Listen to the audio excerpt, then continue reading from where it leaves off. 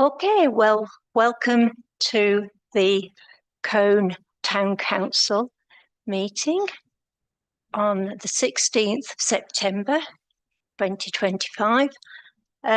We've had a few people that aren't here today, so you've got myself chairing the meeting. Apology. Yes, so I have got apologies from Councillor Bell, Councillor Sarah Coburn-Price, Councillor Howarth, Councillor Lord, Councillor Thomas, Howard Thomas, Councillor Mary Thomas, and Councillor Wildman. Thank you. Have you heard from Neil?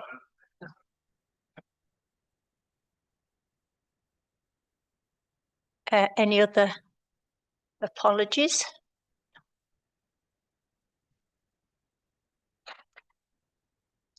Declarations of interest, item 3.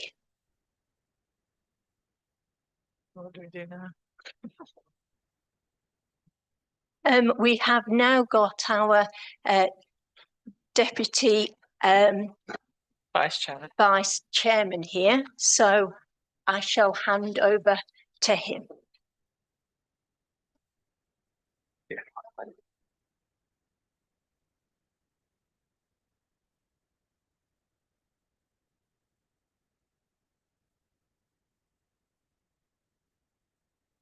Oh, everyone, apologies for that. Just got stuck in a little traffic on the way here. Do we have any declarations of interest for any of the items on the meeting tonight? Brilliant. And can I have a proposer and a seconder for the minutes of the last meeting?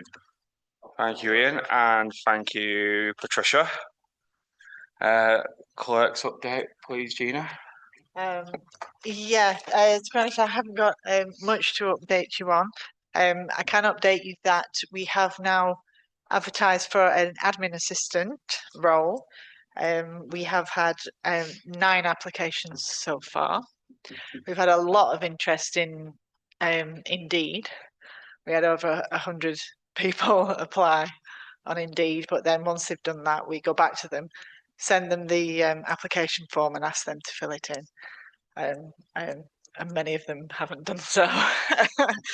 But yeah, we have had some good applicants, so that's good going forward. The only other update I have is this week, me and Steve were working on the external audit. They did come back with some queries, which we have been working very hard to clarify for them. So hopefully all should be done in time by the deadline. Thank you very much for that, Gina. Is there any questions on the clerk's update from anybody?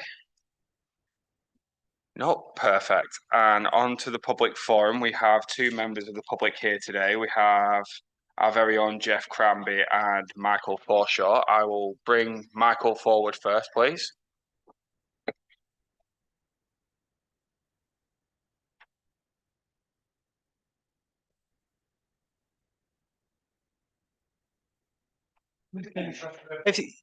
It's the green button. Yeah. Good evening, and thank you for giving me the opportunity to speak. September the 3rd was Merchant Navy Day. It's an opportunity for the public in general and local authorities and other organisations in particular to commemorate those merchant seamen who have paid the ultimate price in both war and peace. The majority of the goods we see in shops and take for granted are transported from foreign countries by men and women who risk their lives daily to supply our needs. I was an engineer officer at sea for many years. My badge of rank was gold stripes separated by purple. The purple being in tribute to the engineers serving on board the Titanic. As to a man, they all remained at their station in order to maintain power for as long as possible as the ship was abandoned. And to a man, they all perished. Imagine my disappointment that on the 3rd of September, Merchant Navy Day, Cone failed again to show respect to the many merchant seamen the world over who have perished both in war and in peacetime, and especially to Wallace Hartley, a son of Cone, who so bravely gave up his own chance of survival on that fateful night in 1912.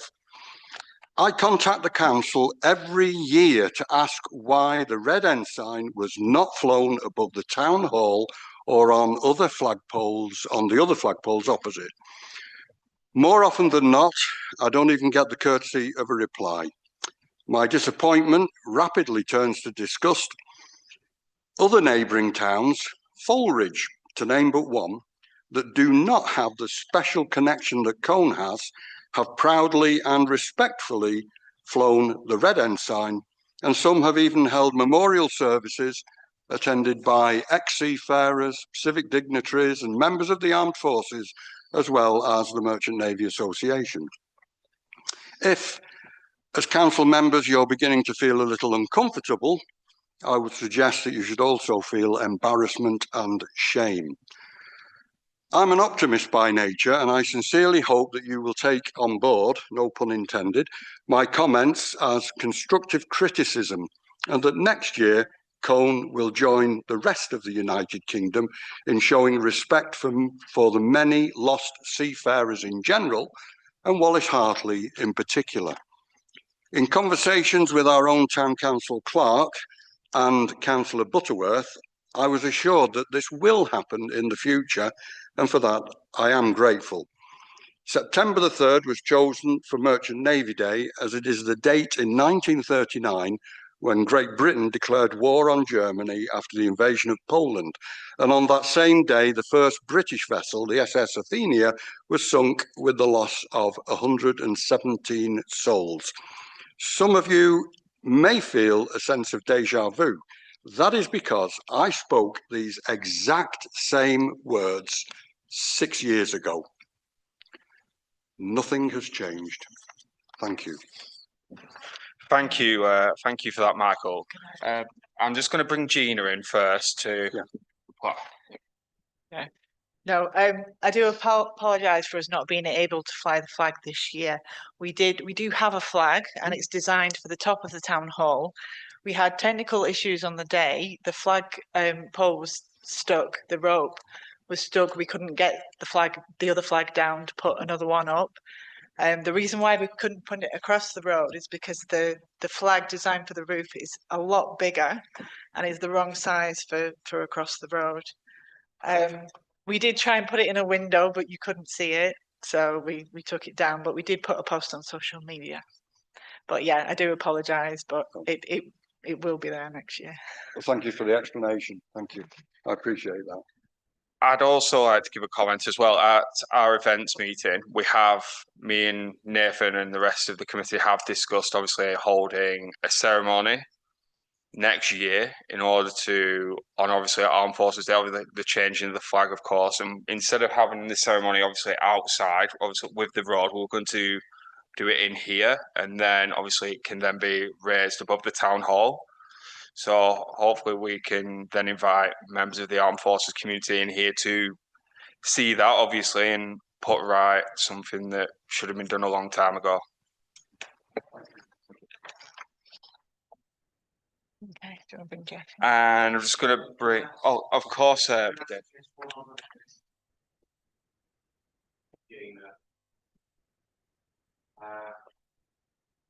this is not the first occasion where we have had problems with the flagpole before.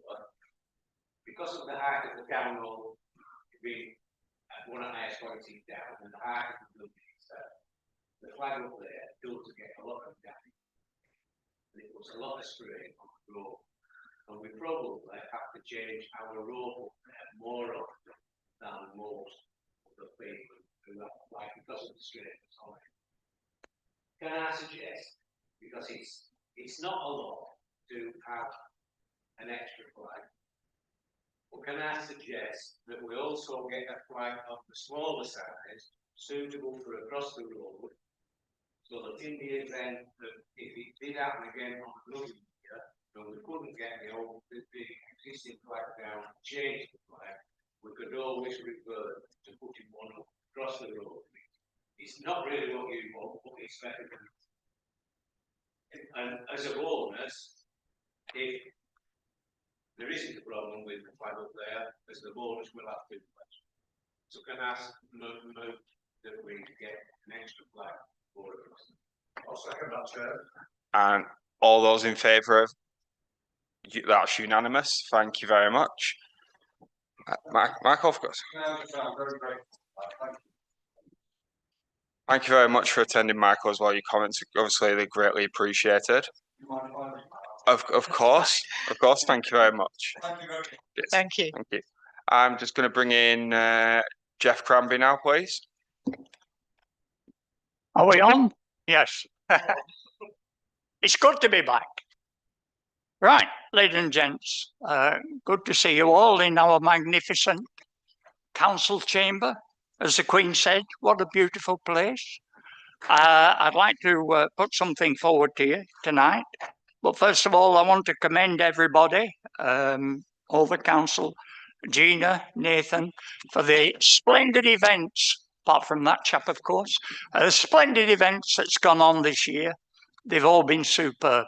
I speak to a lot of people from out of town. I have callers who come every week wanting to know about history of Colne, and they've done that for 58 years at our house, and they're still coming. A gent came from Bournemouth last week and said the Grand Prix this year was the greatest event he'd been to in 69 years.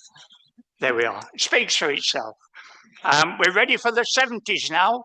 So Starman waiting. Never mind. So David Bowie ain't coming. I'm sorry, Gina, he couldn't make it. He's down below.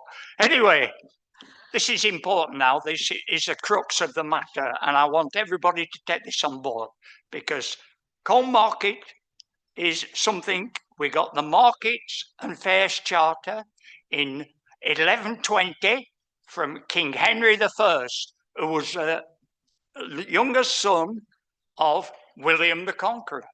So Henry I did that in 1120. For 750 years, we never had an indoor market. They're all outside markets. And in the 16th century, Colne was listed, only 1,500 population. Colne was listed as a market town. Important. So the first council, and they all met in here, just as we're in now, the first council, Samuel Catlow put it to the council, and they're all on these walls, that we have an indoor market. It was unheard of, because it had always been through the town and always at the spare land at bottom of Dockery Street. So a new market hall is going to be built. 1898, there it was, the first indoor market in Colne, £13,000. In 1935, some young lads smoking, very naughty, I've done it of course, set fire to the market hall, and it burnt down within 5 hours. It was burnt to the ground, 1935. Now then, this is the important part. In 1937, the new Dockery Street Market Hall opened, a wonderful market. I've spent hours in there as a young lad, buying lead toys, 6p each, getting records, 6 and 6 each. Wonderful stalls all round. My dear wife worked there at Phillips Stall, haberdashery. Anyway, that ain't the crux of the matter. It cost £27,500. 27 for the building of the market, which then had asbestos in, so it wouldn't set fire again. and £500. This is an important part. £500 for a stone coat of arms, which was going to be one of the finest in the country. That coat of arms went outside on King Street, which is as you're going down below the car park, and there's a stone which says who did all the opening, the Mayor of Colne at the time, of course, and then you have this beautiful, superb Colne coat of arms. What happened then was, in 1973, as the old council were on the way out, all the old men going, Frank Wilson and Derek Crabtree and Lawson Wharton, all scuttling off, of course, all in the 70s then. And the old borough council went in 1974. But before it went, they got the new library, 1972, and the new Market Hall, 1973. £212,000. A little bit less than this one, which will finish off £4 million probably. But the crux of the matter is, when it opened, I was there for the opening. Bernard Davidson, a proud mayor of Colne in 1960, I was best man at his son's funeral, his son's wedding. Bernard Davidson opened it, and it was open to acclaim. There were about 1,000 people on the street that day. It was wonderful. I don't know whether David were there. He might have been there. Were you there, David? Mr. Clegg? No? Oh, go on then. You're in the pub, I know. Right. So the new Market Hall opens, and that stone was taken from Dockery Street on a low loader, and then they got a forklift truck, and 4 chaps put it into the new Market Hall. It was splendid. That's 50 years ago, and there's my son and daughter, then 3 and 6, now 53 and 56. There they are with that superb stone. It cost £500 in 1937. Today, that, you won't believe this, but we've done the tippy-tappy. I haven't done it, my wife does it, I haven't got a laptop. And £44,000. £44,000 that will cost it. It's superb. This is my grandson. There he is. That's 30 years ago. I got him to pose with it, and it was still outside the market. And what happens is, that was taken down when they put a glass house there. Fools in high places, it's none of you, I know who it was, but I won't mention the names, took it down from the wall where it had been put in so painfully that day with 4 blokes, all with trowels, all putting it in with a forklift truck. And we thought it was there forever. But of course, the old market's gone now, that one. And the new one will be opening in the new year. So I've been told with Stephen. Stephen is the only one who knows where this is. Tim Webber said, can you hide it? It weighs over a ton. He has hidden it in a very good place, so I don't have it in my backyard. But that's another story. So what's happening is, we hope, and with your indulgence, I hope somebody can bear some pressure on these people who are building this hall at the minute. It's gone on too long now. I've been in a dozen times and looked round. Some days it's not even working. I don't know what happens. But it's got to open next year, surely, with all the money that's been spent. But I feel this is a most important thing for the history of Colne, to get the stone from 1937 on front of our new Market Hall. So I give you that petition to you, hoping that you can do something about it. You all have power. You're in charge. You know, I mean, Colne Town Council can do it. And Gina will rustle a few feathers, I hope. I've seen Ashley. He's not here. He don't come to this one. But I've seen Ashley, and he said he's going to have a word and see what we can do. So with your indulgence, I hope you can do that for me, a proud Colner, and bring that back to the front. And when it's opening time, you know, we can all look, and we long endure, and that will go on for many hundreds of years, I hope, because this Market Hall, I spoke to the gents inside, and they said it should last at least 150 years. So I hope that's true. Thank you for your time. Thank you. Thank you for that, Jeff. I do agree that the coat of arms should go back outside the market. Councillor Coburn-Pratt, I know you sit on Colne area. Has there been any discussion about moving it back? No. Basically, we just get told what happened, and that's it. Design is done by the exec. We can leave. Yeah, I think we should. Gina, is there anything that we can do, obviously, to put pressure on them to do? Well, we have various different town councillors who are actually on the exec. So I would suggest that we try and lobby them to try and see if they can do anything about this. Before I bring, obviously, Ian to respond, I'd like to, obviously, lobby those who are on the exec committee to push for the stones return to the market. Unfortunately, none of them are in attendance. Yeah, thank you, Chair. I agree. It is vitally important that this goes back up there to retain that link with the past. It's so easy to concentrate on the future, forget the past. And when we forget the past, we make the mistakes of the past. And I'm sure that if we put enough pressure on whoever's responsible for this, it can be put in place. At the end of the day, it's our town, it's our marketplace, and we should have some influence on this. Thank you. Thank you for that, Councillor Robinson. Councillor Clegg?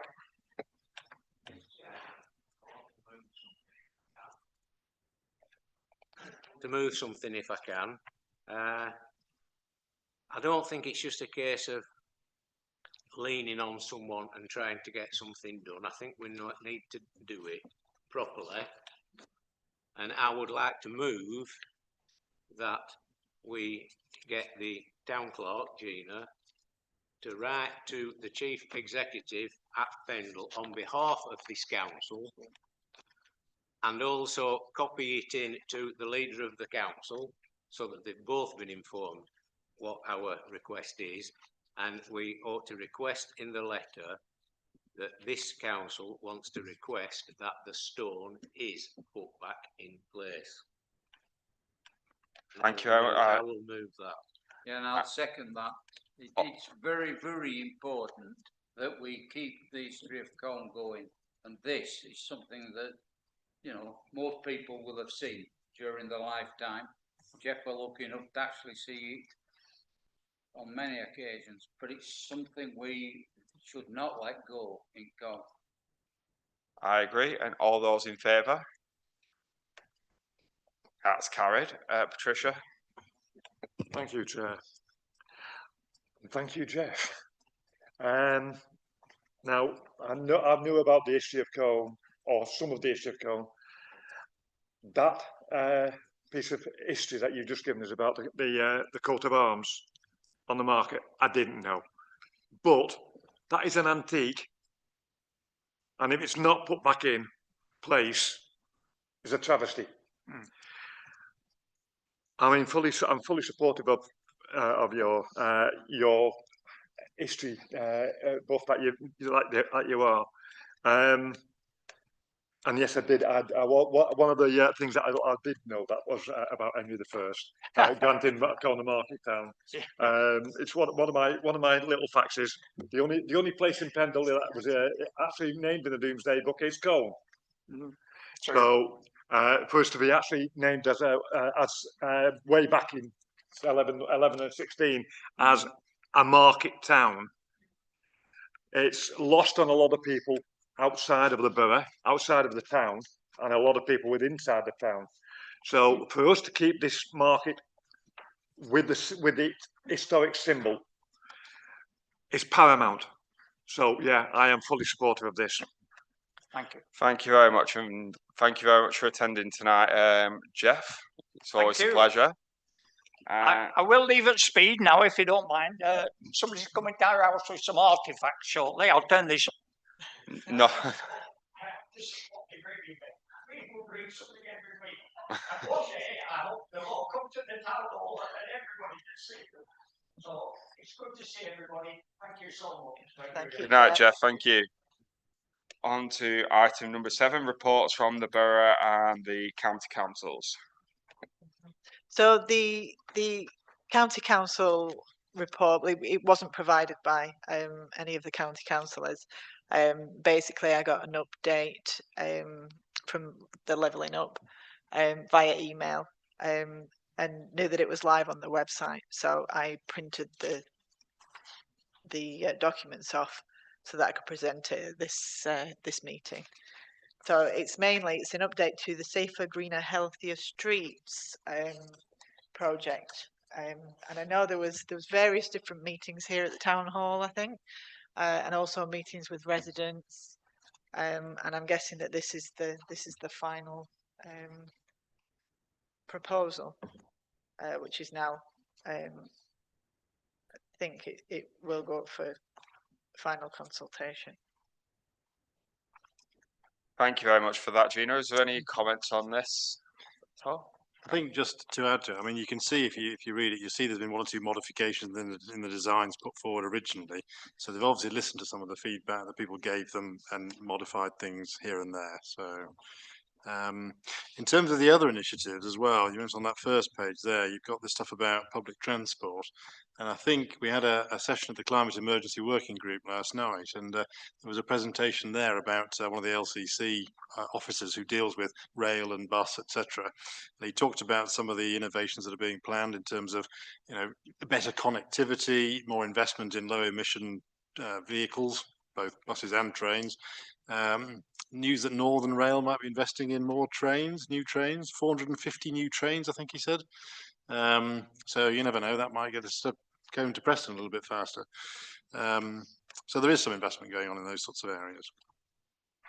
Okay. Thank you for that, Councillor Clegg. Yes, Chairman. I'm not sure whether LCC have sent this to Gina to circulate round us just for information, or whether they've actually asked if we've any more comments. No, I think it was mainly because does it not say that the work is due to start later on in the year? Can I point something out that is wrong with it? You can. Seriously wrong with it. And then perhaps we could decide whether or not to ask you to write to LCC to ask them to to revisit part of it. And if you look at on one of the maps, and it's sheet 4, it actually shows the junction of the top of Lord Street going out into Albert Road. And we all know that quite often, particularly coming up Albert Road, because of the bottleneck in the town centre, traffic quite often tails back right down to the Crown beyond the traffic light junction at the top of Lord Street, which makes it difficult to turn left coming out of Lord Street to come up into town. But you can usually, in the second lane, manage to turn right and go towards Nelson without a problem when the lights change. But I note that they have, right at the very top of Lord Street, they've reduced it from the 2 lanes that it is now, with a bottleneck on it, taking it into 1 lane. And there's still going to be traffic lights at the top, going out into Albert Road. Now, my concern is, there's a lot of traffic goes up Valley and up Lord Street. Some of it turns right, some of it turns left. Probably more of it turning right than left. Now, if they get to them lights at the top, and they've tailed back all the way down Albert Road to that junction, and someone's at the top of that lane wanting to turn left and they can't get out, it will jam all the traffic up and no one will be able to move, including the ones wanting to turn left to go towards Asda, turn right to go towards Asda. So I would like just to write to LCC and ask them to re-look at this junction, because I think it is important to keep 2 lanes at the top, so that if they can't turn left, it won't bottle the traffic up that's going in the other direction. I don't know whether I'm making sense or not, but I'd like to move that we do that. No, you are making a lot of sense because with the traffic getting busy the way it is, especially on say like like school Particularly runs. Fridays and Saturdays. Yeah, Fridays and Saturdays it gets a lot. It is harder to get out of that junction, and it could lead to an accident or two, especially with them like narrowing it down to like one lane and as such. Everybody's jammed up behind. Exactly. Yeah, I agree with that. Can I have a seconder for that proposal, please? Thank you, Councillor Clegg. And would you be able, and all those in favour? Thank So, you. Yeah, can I just reiterate? It's not just it's during the school rush as well, between 8:30 and 9:30. Especially if you've got delivery coming up to instead of one stop or the shops just there, or even to Tubbs and the eateries there. You're coming out and you can't get out of Lord Street at all. I fully support Councillor Clegg on this. Just recently, I've been able to come up into Colne to be at work for 9 o'clock. I'm having to come over the tops and come up and get off at the police station to walk through because I can't get through in time. So we are the amount of traffic that's coming through up Albert Road and Burnley Road. It's just we haven't got the capacity to move it through quick enough. So is it still going to be one way, or are they changing it? Yes. Yeah. Yeah, that's what it looks like. Uh, So would you be able to write them for us, Gina? Yeah. Perfect. Any other questions on? I have another one regarding public transport improvements. I know Councillor Coburn Price has mentioned rail improvements, as in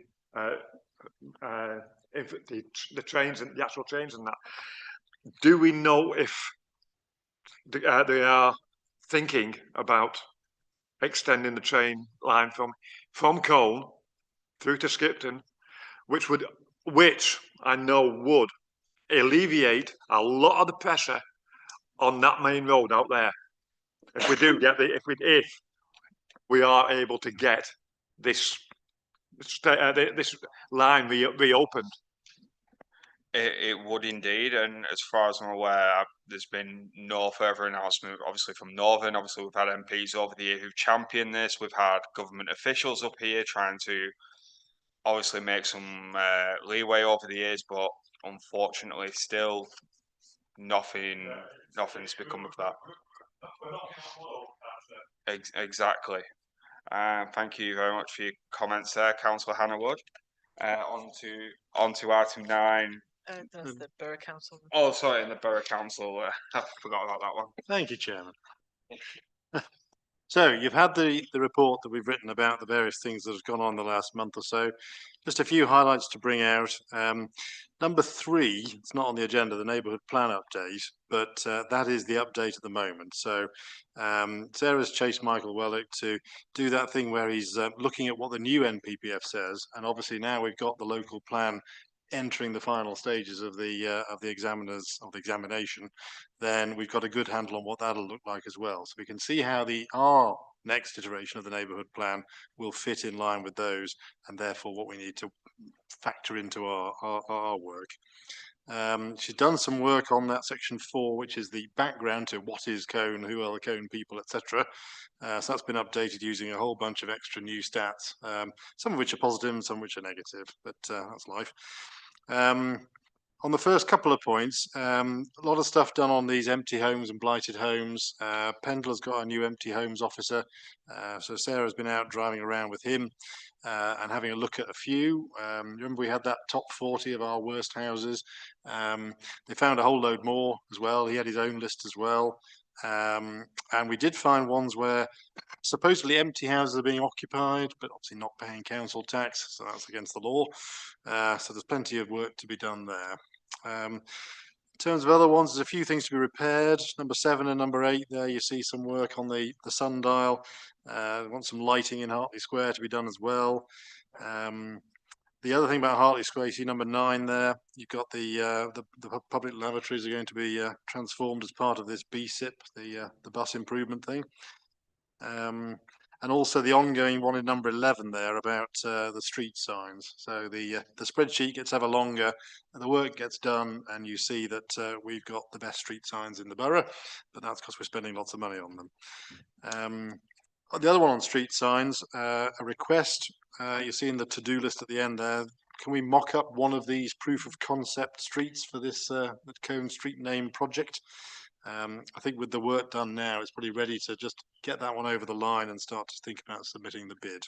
I can confirm that I have been in touch with our web designer, and she's Super. on it at the moment. So, Marvellous. Okay, so we'll have something to point to when it comes to submit a bid for that one. Number 14, Alkincoats Park. SEAG's activities there. We've been doing outreach. We got the money in from Colne Town Council. We also got the money in from Landpack. The fire service are dragging their heels a little bit. They want to sort of understand what the plan is and what's been done, etc.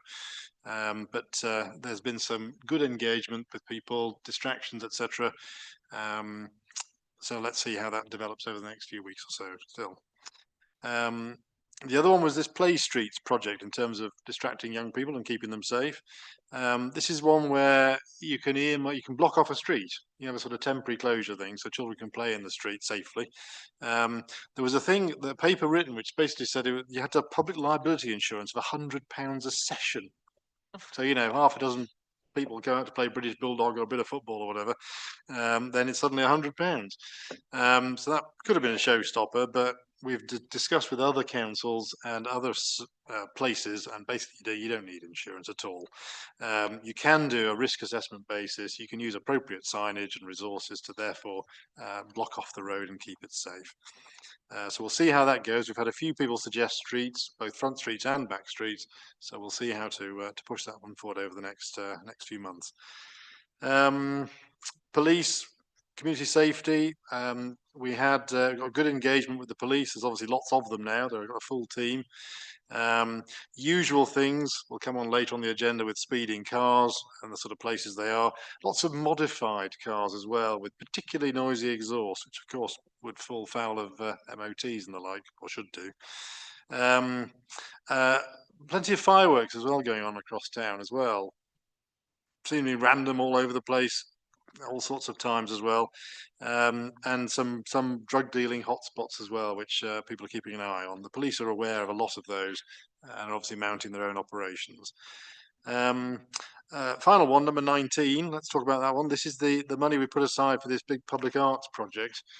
So we'd engage with these people about, what do we do with the balls in Hartley Square? What do we do with this Nur and Spell idea? How do you unify that into some new public art in some way? So Pendle Council have finally agreed to submit the bid to the Arts Council on behalf of the Colne area people and the creative consultants we'd engage with. So we are looking forward to having potentially the World Championships once more of Nur and Spell back in Colne. We've got 1 or 2 ideas for venues as well, because obviously you need something that's a good 250 yards long to whack the ball from that distance. So just ending with a list of things to do. I think we've already talked about having an asset transfer meeting behind the scenes, just to have a think about that. Obviously feeds into local government reorganisation and safeguarding Colne's assets, just like the coat of arms that Jeff mentioned, and other things we can do. Obviously the bollard painting's been going on up and down town as well, so let's make sure the town hall ones outside don't let us down on that one. Street name project you've talked about, and the other one was Treasure Our Town. I think Sarah's feedback on this one is that if we can just try to upfront engage various other interested parties, it somehow feels a little bit sort of last minute, as in, next Wednesday or next week. Or if we can have a good schedule set out in advance, you can engage with schools, get the children involved, engage with community groups, churches, etc. The Elisha houses and open doors of this world, just to get them all involved, and that way you can sort of build community involvement. So that was just a suggestion there. That's all. Thank you for that, David. There was a little bit of disappointing news, obviously, in there that the appeal was lost in regards to Yeah. Keighley Road, unfortunately. I'll try to obviously bring it up for as an item on for the next full council meeting to get the meeting arranged for a dedicated assets transfer, because we can't keep kicking this into the long grass.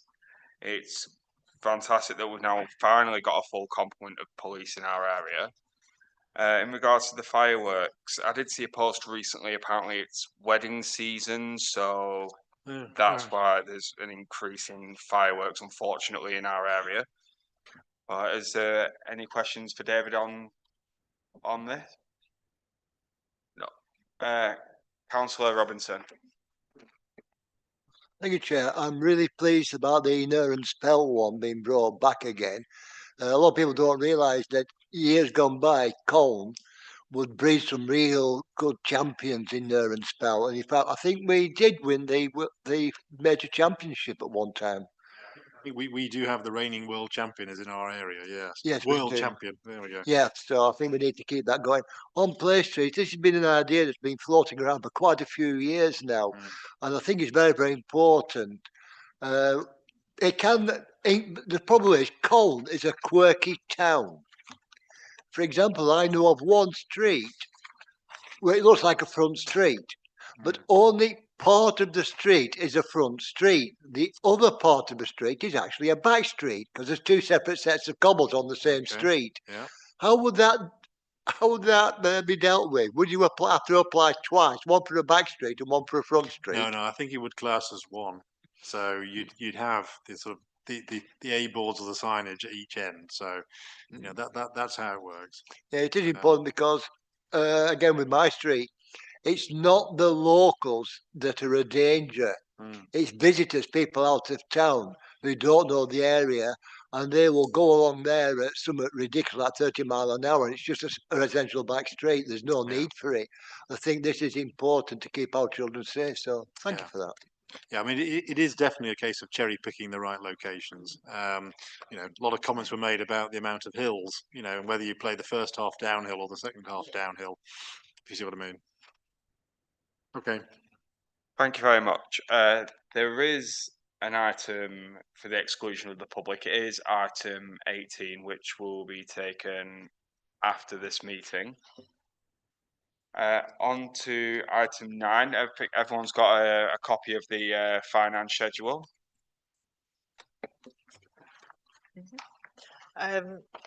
Nothing really to point out other than we are still working through the Blues finances and putting them into the relevant sections. Other than that, there's nothing really to report. Is there any comments on items A and B? Councillor Colvin Price? Yeah, so on 9A, I suppose it feeds into that Blues thing in a way, because we seem to have had a lot of expenditure down the bottom of the detail page, a lot of expenditure bar stock for the Blues. It's people popping out to Asda or Booker or whoever, you know, in the middle of it, I think, oh, we've run short of this, we've run short of that. So perhaps, you know, just make your life easier and stock up a bit beforehand, I suppose. We're not talking big sums of money anyway. We did actually stock up a lot more than we did last year, but we still ran out. So, Okay. yeah. I sincerely hope the bar did well then. It certainly did when I saw it anyway.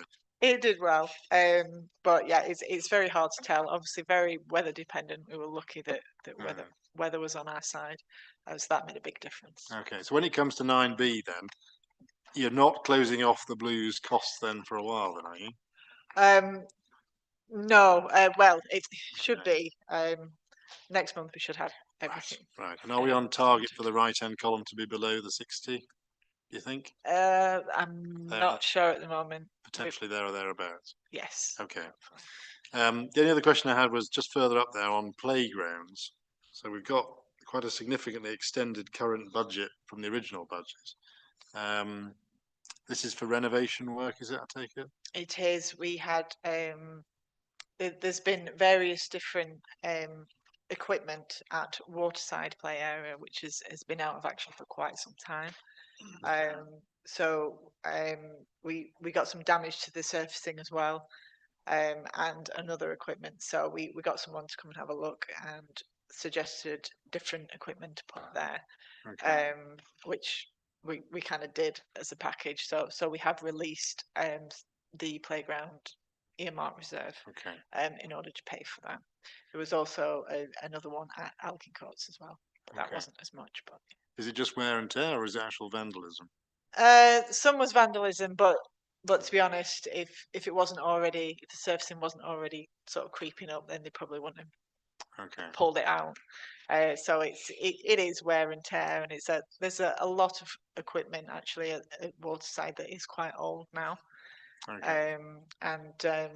Obviously they're starting to have problems. We keep repairing them, but there comes a time obviously when you do need to invest Yeah. in new equipment. Okay. Thank you. Well, I'll move 9A and 9B if you like. Thank you. Can I have a seconder for that? Thank you, Councillor Robinson. All those in favour?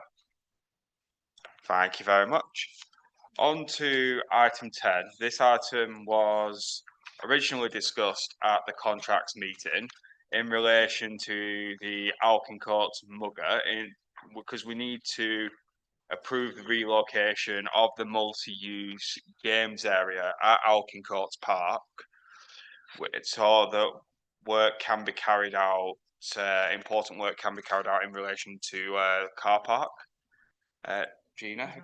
Yeah, and obviously we have got the grounds maintenance tender documents also at this meeting, and we have obviously with the playgrounds appendices, they have different maps. We have obviously discussed moving the Mugger from its current location to where the other kickabout area is, and then converting the current Mugger into a car park.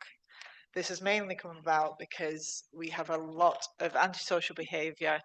The fencing is damaged quite a lot, but they tend to rip it and leave sharp edges, and it's just we can't really keep repairing it, replacing it, repairing it, replacing it. It's in sections anyway, and it's just, I think the best solution really is to move it to that other area. Plus, then we get a car park that is very badly needed. But yes. Is there any comments? Cost? I have approached Pendleborough Council to see if we need planning permission, which I would probably think that we don't need it to move the Mugger, but I think we probably need it for a change of use for the Mugger to a car park. But I have asked for clarification on this and haven't heard anything back. I have chased it and still haven't heard anything back. But, Okay. yeah. Obviously, we have had people to look. I'm not sure. Have you seen any quotes or anything yet? No. We may not have got the financials yet. Yeah. But I mean, it's a shame we have to move it largely because of vandalism or whatever. You know, you do feel like saying, I'll provide these facilities for you, and all you do is you don't respect them in any way. But, you know, Alkin Coast has its problems, and that's the location, and therefore if there's a safer location, then I suppose we need to do it. it will also mean moving the Mugger further away from the houses as well. So it should mean less noise disruption. Councillor David Quaid? Thank you. Well, in a nutshell, the Mugger was put in the wrong place in the first place. Some of us wanted it to go where we're actually trying to move it to now, which is only a few yards further up. But what the problem is, the Mugger was moved onto Alkin Courts Park, as we all know, from down next at BMW garage. And when it was put there, it looked okay until they started playing football on it. And they'd put quite a substantial, strong fence around it. Unfortunately, when ball hit it, it rattled and made all sorts of noises, and you could hear it, well, hundreds of yards away. And there were a lot of complaints from residents around there. So the heavy fence, the substantial one, was taken down to get rid of the noise, and a less strong fence was put up, basically tennis court type fencing, which is not strong enough. The ball can damage it for one thing. It's easy to vandalise, and we've ended up with, we solved the noise, but we've ended up with a problem with the vandalism and the damage. So we think the easy way out is to move it further up so that the fence wouldn't be a noise. It would also be further away from residents, which is in a sense is a bonus. But there also is another bonus there, because for quite a few years now, we've been getting requests, particularly from some residents around there, to have an extra car park facility at Elkin Courts Park, because with the pavilion and the bowling green and other, you know, other visitors on the park, it does get a lot of traffic there and a lot of cars parking. And it would allow, this moving it would allow us to make the existing where the mugger is into an extension to the car park, which would roughly make the car park that's there now 3 times as big as what it is now. So there is a bonus from it as well to do all the lot together. And I think in the long run, I think it is the answer, because replacing this fence, if we did it with what's there now, in another year, I think it'd need doing again, because it'd just be as bad with damage and vandalism as well. So I think we need to move it, but we need permission from the council to move it. And in doing so, we could let the finances be sorted out when you've got them with FES, and then bring it back here to have the finances ratified at a future meeting. I think we just want the permission in principle before Gina goes any further with it, the permission in principle to move it. I agree, and I think something that else we should be looking at as well is with the amount of vandalism there, maybe how much it would cost to obviously put up a CCTV camera pole. Is there one up? There is one up already. There is one up Yeah. there. I was about to suggest that, because obviously a number of like cafes have recently been burgled recently, and obviously it could help with the security, and because we wouldn't want obviously the Pavilion Cafe to get broken, or any business to get broken into. So I'd take Councillor Clark. Secondly, only be the 3rd time that I've set in this site. I was one of the champions of this site right at the beginning, and we decided to put it down next to the garage. And then apparently, when Pendle wanted to move it, and unfortunately, they're outvoted. But in the end, this site, from our point of view, and the problems we've got at the minute with it, is ideal, because it's actually, you're taking higher the park away from the public, and you're actually, it's already in a rectangle of its own with fences around it. It's possibly only going to need a fence at the front to protect the road, and so it seems to me to be the right time, as Councillor Craig said, keep putting this up, and we keep getting the vandalism, and we keep getting the damage. So it comes a time when you've got to have a look trying to stop that, and there are cameras there now. Because of all the things that's been done at the bowling club, and then at the bottom of the park, we put one, now there's one higher up, that actually picks up the playing field as well as this. It would be ideal, and so this seems the right thing to do. Okay. We have a proposer and a seconder. All those in favour of the proposal? That's carried. Thank you very much. On to item 11, the ground maintenance tender documentation. Okay, so this documentation is gone to the contracts committee, then the FES committee. It has been decided to take the refurbish element of the benches, to take that out of the actual contract and bring that in-house. Because to be honest, our landsmen seem to do a better job of it anyway. So because now that benches contract was reduced, so that it was quite small, we then decided to combine that with the bus shelters, so it's now benches and bus shelters. So that's why you've now got a combined GM1 document. The playgrounds is pretty much the same, only the appendices now shows the mugger and the car park at Alkin Coats.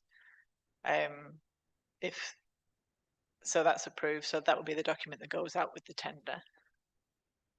We have increased penalties, just in line with inflation. But it was decided that we would leave the gardening contracts for now, obviously till we decide on a plan for going forward. We have discussed various different ways of doing it. It was suggested that maybe we do an exercise like we did with the play areas, in that we basically said what budget we had, and then invited people to tell us what they could do for that amount of money. So we're thinking maybe we can do that to get some ideas of what we can do going forward. We were also looking at more sponsorship opportunities, possibly asking people to sponsor beds in the park. But we thought with the current state of the beds at the moment that we can't really send out a maintenance contract because there's nothing to maintain at the moment. So that was the idea with that. The grass cutting has been extended.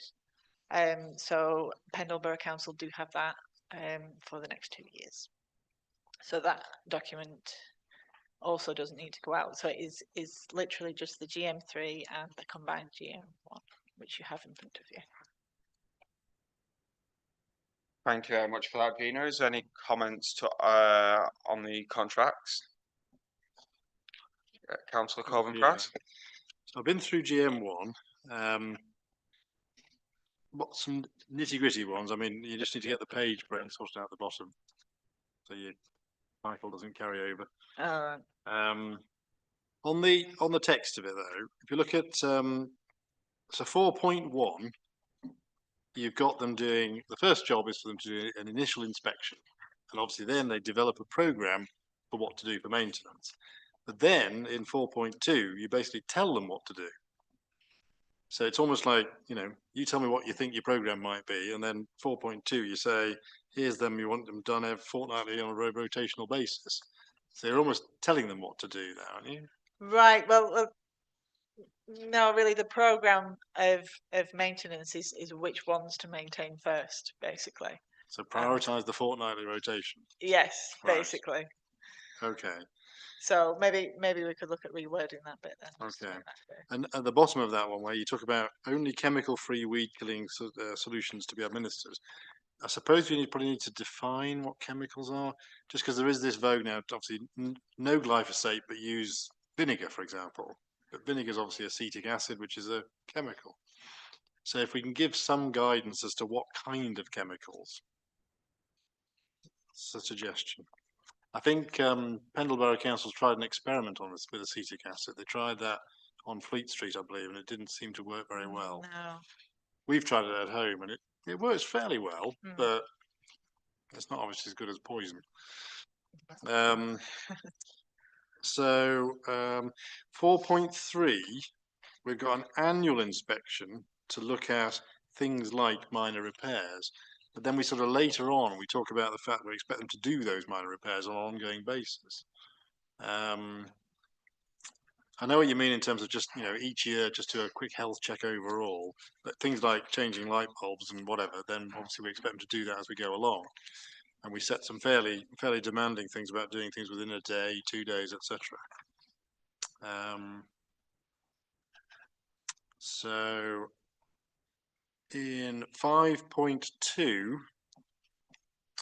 obviously when somebody breaks some glass, it talks about panel removed in the second column or third column. What does the panel remove mean if the glass is already broken? If they're going to come within a day or so, if we tell them to repair it? We did have, at one point, we did have plastic panels in some of the bus shelters which Right. used to crack. And I think that was a case of removing that so that it doesn't cause it. So it could be fully broken and lying on the floor, or it Or could it could be just be cracked and in cracked situ, or- and therefore yeah. more risk. Right, I understand. Okay. Do we have a standard for 6 mil or 8 mil in 5.3, or is it different fittings in different places? I think it's different in different, because we have various different types of bus shelter, Okay. and I think they do differ. So it is horses for courses. Okay. And is things like you will come and do this within 1 day of being told? So we tell them, and then the next day we expect them to have done it. Is that a realistic thing? Has that been achieved so far? I Quite think, well, demanding, that's all. yeah. I think usually the 1 day is, yeah, it's for obscene and offensive graffiti, which, to be honest, we do. If we can't get them out to do it, then obviously we will do it ourselves. And penalise them. Yeah. Yeah. Yeah, I mean, if it's worked in the contract so far, then we should keep it. But if we've had to send our people more often than not, then you think, well, you know, we're setting an unrealistic target, really. I think most of the time they have actually done it. But they do, good. obviously that is an extra charge. They do charge extra for that. Yeah. But I think by stating it separately, it makes it clear to them that if it's obscene, we want rid of it straight away rather than leaving it. Okay. 5.5, it's probably non-obscene or inoffensive graffiti. To have them. Yeah, that's like smiley faces and things. 6.1, we've got public liability insurance requirement of 10 million, which again is fairly standard. In our standard terms and conditions of contract, we also expect people to have a 2 million public employer liability insurance as well. So whether we should add that as well, given it's in our standard T's and C's. I know some of the larger firms probably would have that, but then you do have some that are like one. I mean, all firms should have it anyway, but it's whether they've got the right amount. You know, if the So some are self-employed and just do it on their own. So I'm impressed if they had 10 million public liability insurance. Well, you could do it, I suppose. Ask the insurance company, they'll charge you. 6.6, bottom line, system would prove useful rather than proof useful. Oh, yeah. 8.2, you've got the inoffensive graffiti again. 9.1, percentages attributed to the price 75%, and then the end column you've written 78. That should probably be 75, shouldn't it? Oh. Probably the yeah. And is the 28 wrong then as well? Should that be 25? Or? I'll have a look at that. So have a look at that one. That was it for GM1. You want GM3 as well? I mean, some of the things overlap, like chemical choices and insurance and whatever. GM3 quickly then. On the front page, you've got playgrounds and multi-use games area brackets mugger, and that's repeated on page 2. But then actually in the document itself, it merges them together into a P mugger. So you look at 4.1, for example. Within each P mugger, and then 4.2, each P mugger. So PMUG is a new sort of combined playground and multi-use games area. Yeah, because we do have obviously one in the park that's not So in this contract. they're next to each other. We mean one or the other. That was a Colin Hill thing. And that was it, really. Thank you for your comments there, David. Is there any further comments on the contract at all? No, thank you very much. And on to item 12, obviously it's speed Um, management. Hold on, can Oh, we sorry. just go back to that? Sorry, Gina. So obviously I'm going to review these contracts now. Can we approve that they can be okayed at the next FES meeting to go out? I've got a proposal. And can I have a second for that one, please? Thank you very much, Alice. All those in favour? Thank you very much. And on to the yeah, of course. Yeah.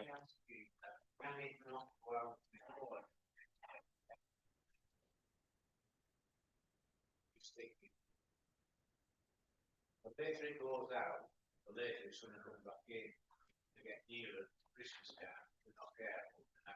Yeah. Can we just approve it Well- subject well- to those minor tweaks? Well, can I send it via email then? Hmm. If I make adjustments and then, Yeah, I Yeah. mean, they're only minor tweaks, you can tell. So, but yeah, we should approve them subject to minor tweaks and get it out there, as you say. okay. The sooner it's out, the sooner Yeah. it'll go back to the start, Yeah. about 6 weeks anyway. And David proposes that one, and can I have, and Patricia second. All those in favour? Perfect. No. Grounds maintenance. Thank you very much, everyone. And No. time for Gina's going to email them to us. yes, No one else yet. yes. Perfect. On to speed management, Gina. Yeah. So obviously we had the 3 different locations this time. Apologies for them being so delayed. Yeah, other things kind of got in the way. But we have, yeah, so 3 very different areas. For instance, the Lanesborough Bridge, Keighley Road, was around about 300 cars per sort of instance, whereas Red Lane was 130 cars and Skipton New Road Falbridge was 500 cars. So you're kind of looking at different sort of busier areas than others. But given that Red Lane was the smaller one, there was more percentage of people speeding on that area. So the reports actually come through. They do like an 85th percentile. So with the Keighley Road Lanesborough Bridge, it was 31.1 miles per hour, which suggests that there's not that many people speeding in that particular area. But then again, it is just left to the few that do. It's usually either late night or very early morning when it tends to happen. Obviously, the max speed for the Lanesborough Bridge was 55 mile an hour.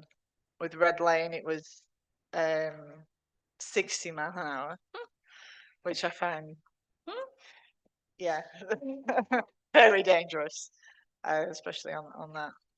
And it was 55 again at the Falbridge. The average people who were speeding, so it was around 33, which they tend to give you an allowance of that anyway. But obviously it's just the ones that are deliberately speeding, which we probably need to try and get.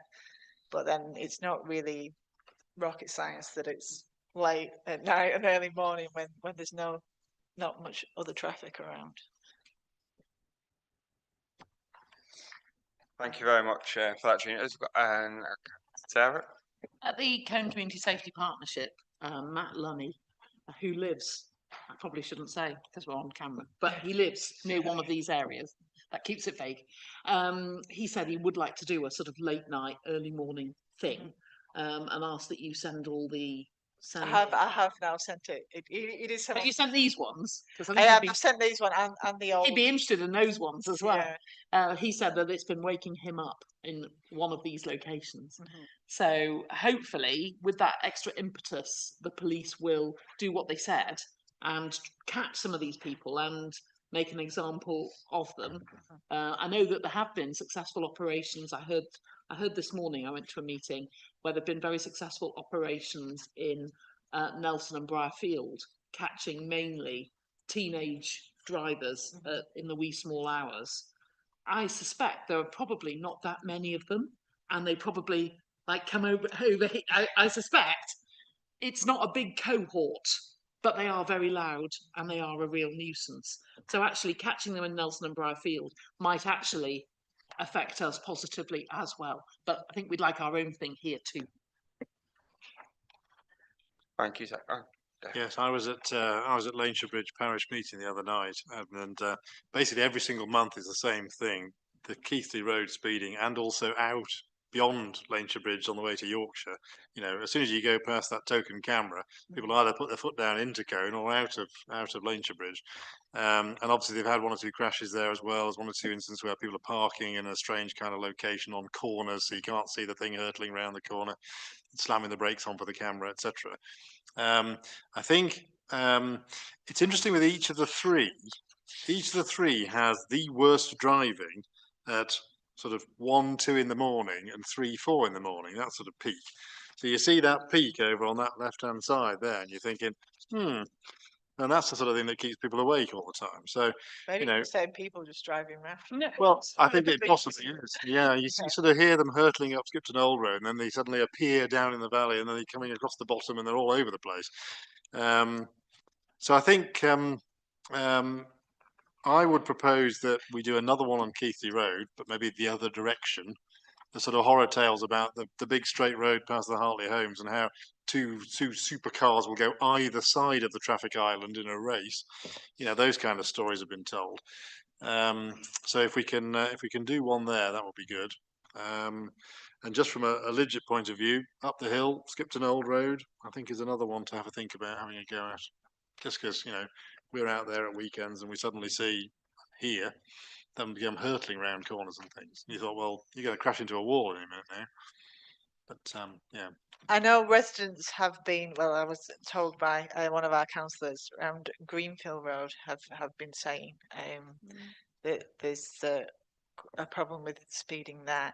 Unfortunately, we don't have an existing backplate on Greenfield Road, but obviously we can request for one to be put up. So if everyone's sort of happy with that, then I can approach LCC and they can do the desktop studies on lampposts near Greenfield Road. Councillor Matter, Councillor Colvin Price. Yes, I've had a number of complaints about Greenfield Road, so that would be really appreciated from the residents there. I don't know how much it would cost. I don't think it's not too it's- much. it's Yeah. no. Yeah. Thank you. I support Greenfield Road. I didn't support my husband when he said do Skipton Old Road again because it's already been done. And where it is a particularly, you know, in the way of these things, a particularly slow part of Skipton Old Road. Particularly slow, that area. It's below our house. It's not somewhere where you would speed. I would propose that we put it still within the 30-mile-an-hour zone, but higher up, because people are really flooring it by the time they get to the Grove. So if we could consider Greenfield Road, but actually where there's the opportunity, I'm not promoting Skipton Old Road as a place to floor it, but slightly higher up, that would be, I think, very positive. So we have a proposal, obviously, to move it slightly higher up and then obviously invest. Well, it would be additional. Yeah, It would be in an additional addition, backplate. additional backplate, obviously, for Greenfield Road. Can I have a seconder for that proposal? Thank you, Councillor Patricia Hannah-Wood, and everyone in favour of that, please. Thank you very much. Thank you for that, Gina. On now to. So whilst obviously the devices are currently in my office, on the floor of my office. We could do with getting them out again. If you can look at you should all have a list of existing backplates. So whilst we're waiting for the other ones to be investigated and put up, we can have them actually in situ somewhere else. Well, can I suggest the Keithley Road in the opposite direction to the last time, Okay, so that's or the other Lynchbridge. location? Yeah. How about Colne? Where do we want? Can I suggest Birtwistle Avenue, please? Because I've had quite a few residential complaints about speeding cars on there late at night. Are those ones that are there, are they working or not? Because there are some wired in ones, aren't there, on Birtwistle? There is. Right. Do we ever find out who owns that? Yeah, I know it won't. Okay. Well, I would suggest that maybe we could take it over and repair it. Ask the question in the right place, and the question being, will you allow us to take them over? I think the answer would be yes. Right. Yeah. May I ask David a question? Mhm. So these ones, are they the kind of ones that sort of allow you to get the data off, or are they just warning displays? Just warning. So they're not useful in terms of informing the police. They're just things that They're just there to slow down. Yeah. The only advantage they do have, Sarah, is they do not make chargeable. Okay. Because the way Okay. But we could actually put one on Birtwistle Avenue. Yeah. On the back plate that we have there. Is there any further suggestions for Colne? Councillor Robinson? Thank you, Chair. I don't know if there is one in place in that, but Notts Lane in the South Valley, it's part of the racetrack, which was Shaw Street, Notts Lane, all the way around and then down Lenchers, Right. usually Again, at hours in the morning. that would be a new backplate that we would need to get because we don't have one in Notts Lane. Yeah, because there's been a lot of complaints, and I've seen traffic going down there at about 60, 70 mile an hour sometimes, and on Shaw Street it can be even more. And it is quite disturbing for the residents and also very dangerous. Obviously, we have put them on Shaw Street previously. Should we try the other one on Shaw Street then? We've done one of those two. Which way was it last time on Shaw Street?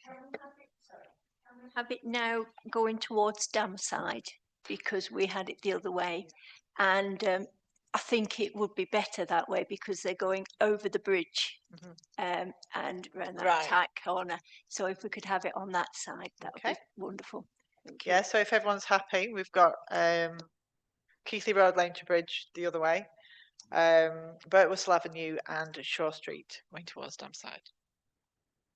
And a new plate, obviously, request. Yes, new plates Greenfield. for Greenfield Road, Notts Lane, and Skipton Old Road. Perfect. That sounds good to me. Does that sound good to everybody else? Do we have a proposer and Can I a seconder for all of them? proposer, Alice Mann, and seconder Patricia Hannawell. Thank you very much. On item 13 now, Gina.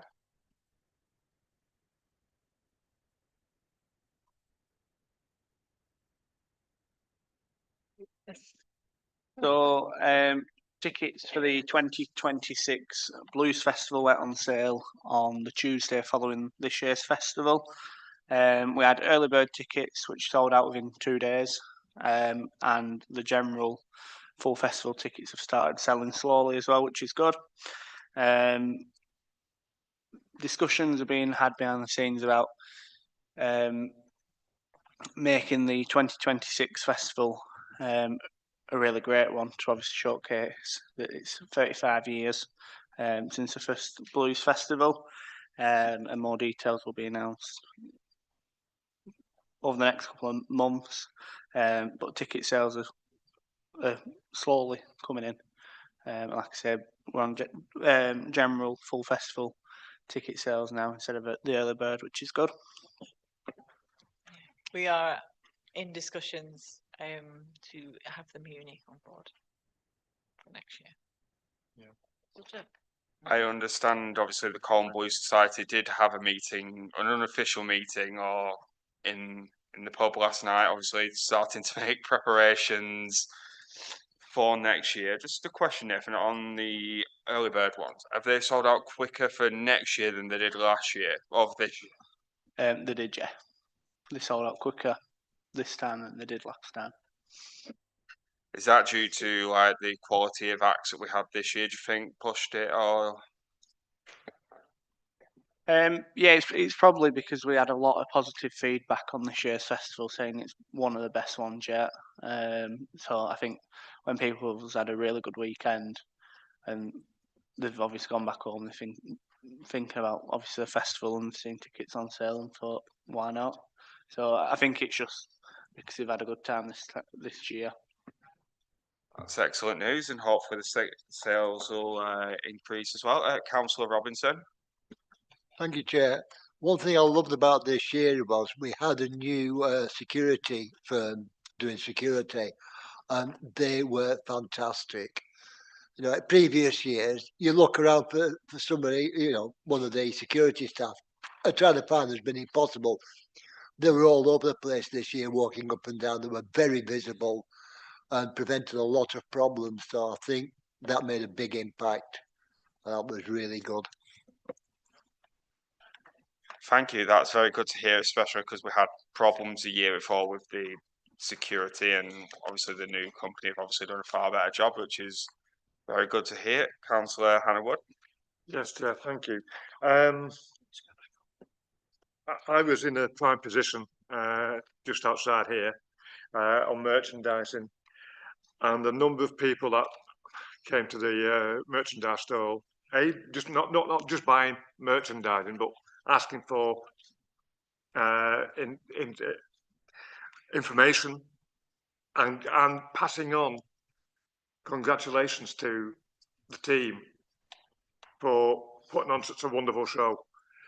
It was a joy to be part of it, and I've got to say, I sold out all the T-shirts that I had on my stall over the 2 days. I sold out, and I was still and people were still wanting to buy the full bundle. And I said, I'm sorry, I can't. I haven't got any shirts left. And they said, try, you know, they might have some in the office. They went to the office, they came out and said, they haven't got any in the office.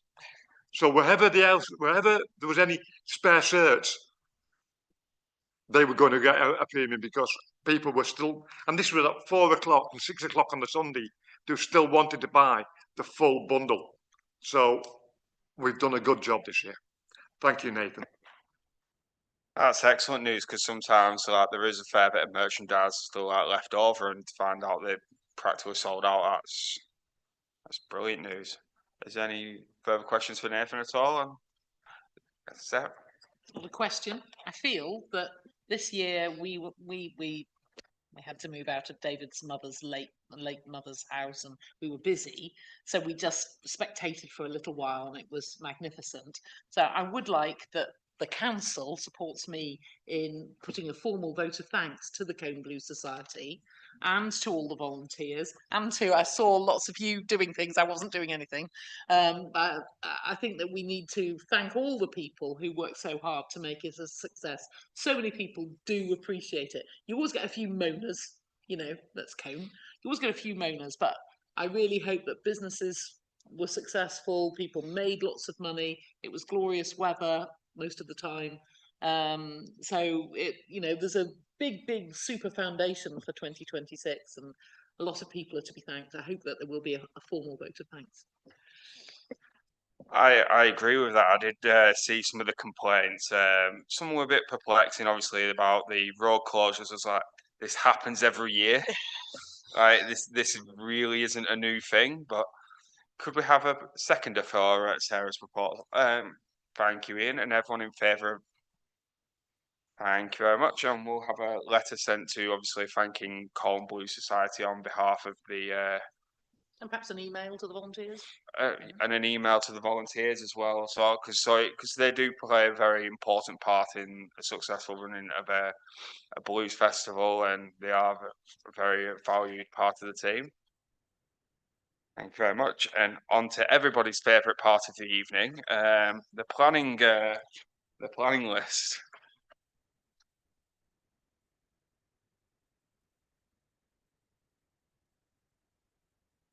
The first one is 25/0510/FUL. Mr. Thomas Choice, Mearview 210 Skipton Road in Colne, for the widening of an existing vehicular access driveway, including construction of a new vehicular crossroad and public footway and verge. Have we got any comments on this one?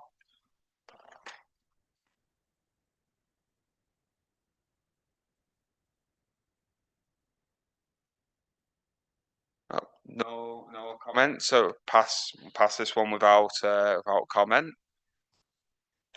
On to. Oh, is there any?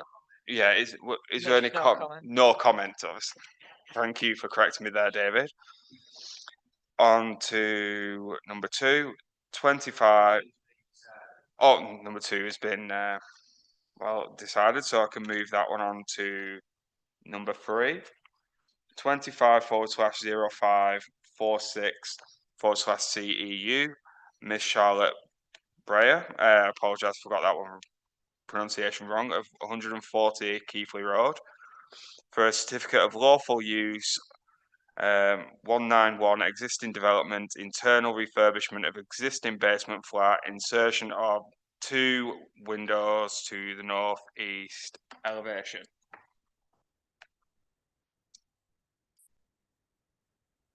Have we got any comments on this one at all?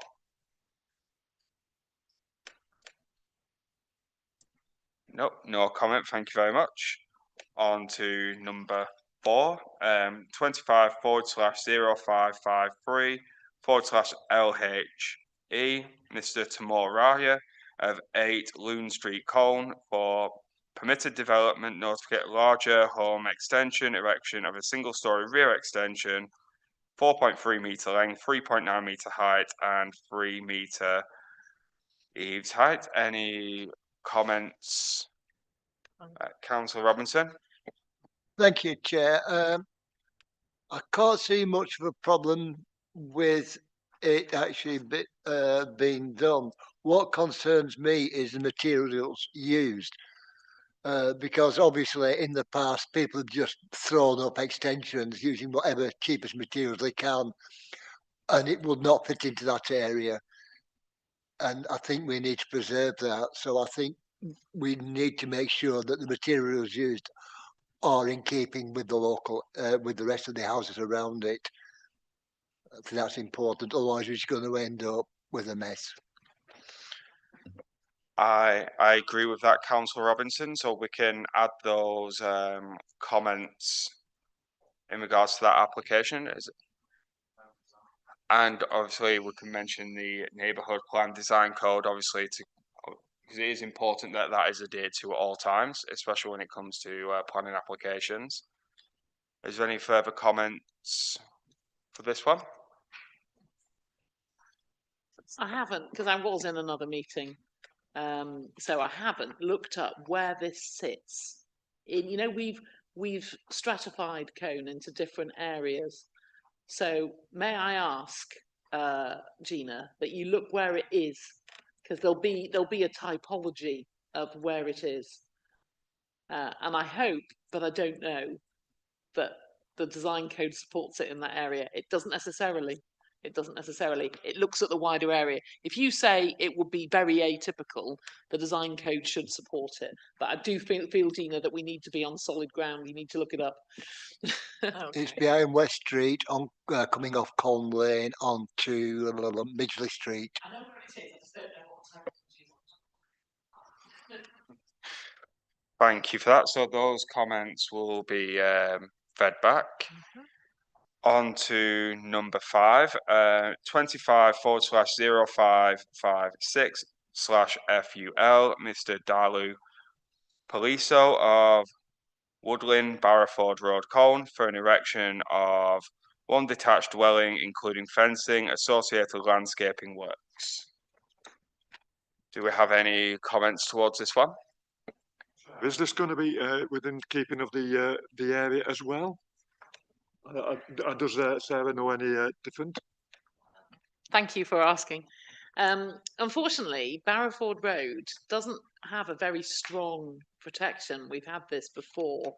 I don't like this design. If you actually read the document that comes with it, it says, oh, it apes the house. And then you look at the house and you think, does it really? You just got a retro door. In this place, garage was passed. Was it a year ago, David? Something like that. So you have a building in that location has been passed. So if Neil Watson was in the room, I'm guessing he'd say it's sustainable development, etc. I think what I dislike about it, personally, is the aspect ratio of the windows. So the windows are very wide and not very tall. It's like a 1920s house. It's atypical for Colne. The host house is Accrington brick with pebble dash. So some of this has got pebble dash, but I don't think that it very strongly apes the design features of the host house. So we could potentially, because we're the town council and we can say these kinds of things, say that we would have liked to have seen a closer relationship with the design cues of the main house. Some of that detailing, because all we've got, if we could zoom in, Nathan, the only bit of detailing that apes the house, and if you can just come to the left, is this rather fancy door, and door sort of porch affair, which is a sort of Edwardian look. But don't you think that it looks a little strange with this sort of flat roof protruding porch and these sort of modernistic shaped? They could be on a 50s semi, those windows, couldn't they? They're the wrong shape for an Edwardian house. So the document that comes with it says, oh, we've taken the design cues from the main house, but I don't think that's been done very successfully. That would be my summary of it. I think I do have a problem with that flat roof porch as well. I think that potentially is the thing that and the ground floor window shape lets it down the most. Yeah. Mm. Drew me to it because it doesn't look right. It just doesn't look right.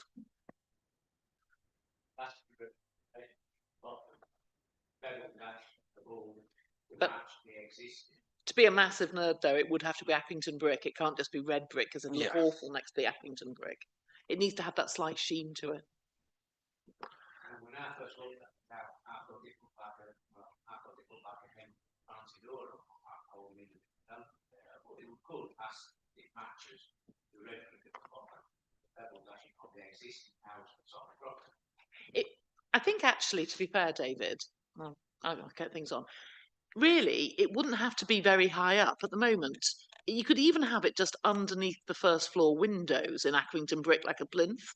And then you could have what the house has. It's not pebble dash, just to be nerdy. It's something called harling. And harling is where they throw little pebbles and it sticks on. It's actually a Scottish thing. Pebble dash is quite smooth. You see it on houses on Harrison Drive. Harling is very lumpy, like a really horrible pudding. But I don't think we can insist on harling. But it could be better, couldn't it? You just look at it and there's something that's not pleasing about it. And it's our position as the town council to make these suggestions. And it might be ignored by Colne Area Committee. I agree. I think we should object to this and ask them to do a bit of a redesign based on the suggestions that have been put forward, so it is more in keeping with the existing properties within that area.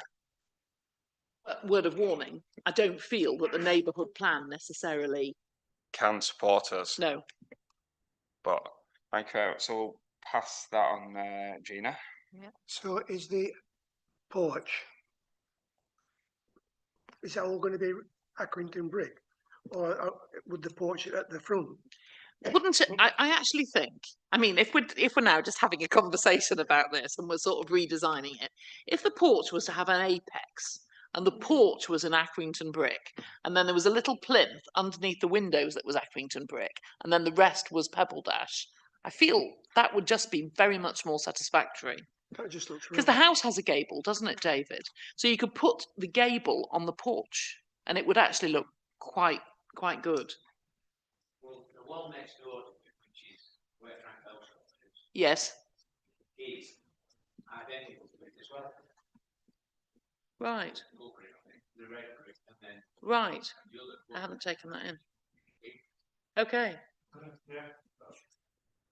How easy it is to get a Accrington brick today, I should think it'd be quite expensive.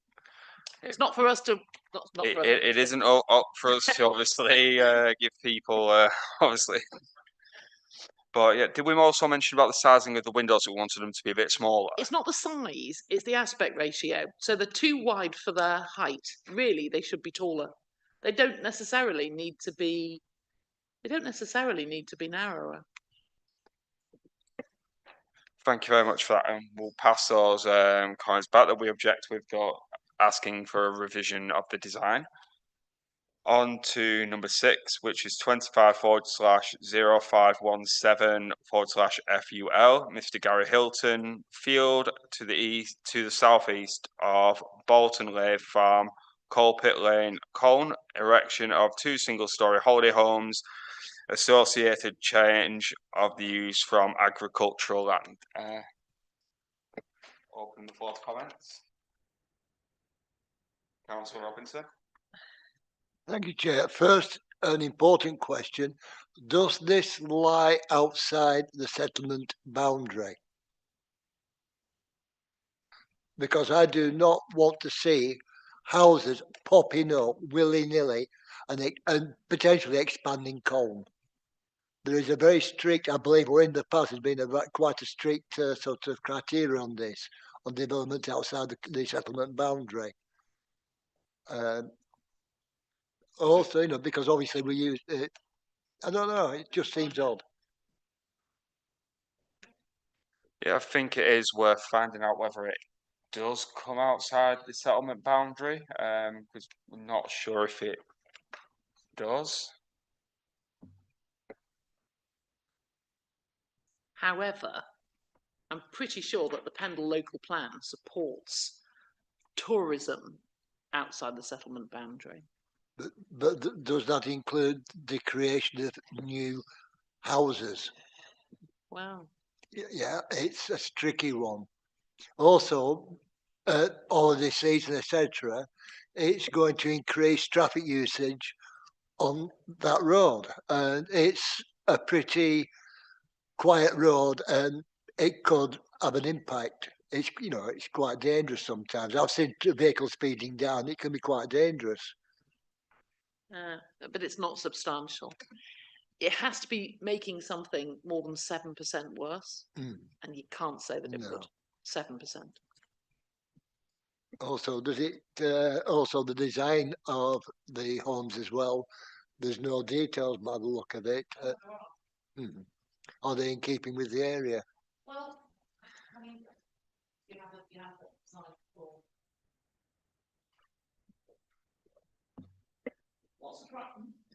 What surprised me about them is they're actually super luxurious in terms of their material palette. So I was sort of half expecting before I went to these designs to see that they'd just be like timber sheds, but they're not. Look, there's stone and there's slate, and they appear to be really high quality. And you can't say that they're not sort of low profile or unassuming. They are. I hope I don't sound like I'm sort of like the agent for this property. I'm just saying that they're modern, unassuming, high quality material palette buildings, and I suspect that would be supported in the Pendle local plan in terms of tourism, nor would they spoil any of our long range views where they are, I do not believe. I agree, because I do like the design of it. It's not going to stick out like a sore thumb on the landscape. But the only concern we do have, if it is within the boundary or not, which is something we could feed back to them, see if it's something that might be an issue. Because this has been raised in the past in Colne, where a development was just literally a couple of inches outside the settlement boundary, and it created quite a few problems. I think what you could ask potentially, we could ask the question, couldn't we? Do we think they're sustainable? So if these people wanted to have a drink in a pub and it's like a dark lane, is it safe for them to go to the pub and have a drink? In which case, you could say, as holiday homes, are they sustainable? If people will be tempted, which will be the most local pub? Would it be the Lord Rodney? So they want to go to the Lord Rodney and have a few pints, but it's very dark, isn't it, there? So I think we could ask that question. We could say, how sustainable is it for the people who are staying there to have all the services of Colne? Are there conditions on holiday homes that they remain as holiday homes? Yes, yeah. And that's in the planning application. Yes, though, of course, they'd have to have another planning application, Alice, to overturn that and make them into houses. Yeah. And you know that that's happened. Yes, that's what's worrying me slightly. Yeah.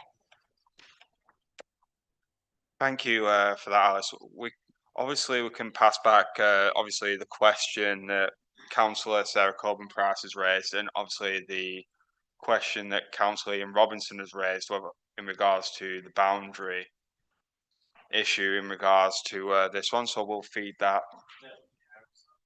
It is definitely outside this. Right, so that'll be passed back, obviously, to have it moved back within the settlement boundary, because we don't obviously want to encroach outside of that.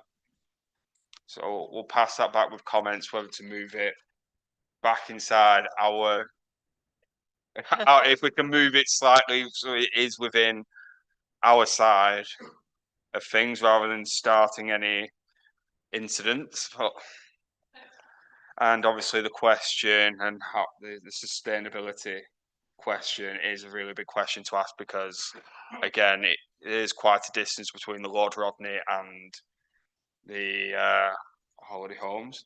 That's not the nearest pub. Is it not? The nearest pub, if you travel the bar road, I thought so. Yeah, you've got to go faster, don't you? Ah, yeah, of course.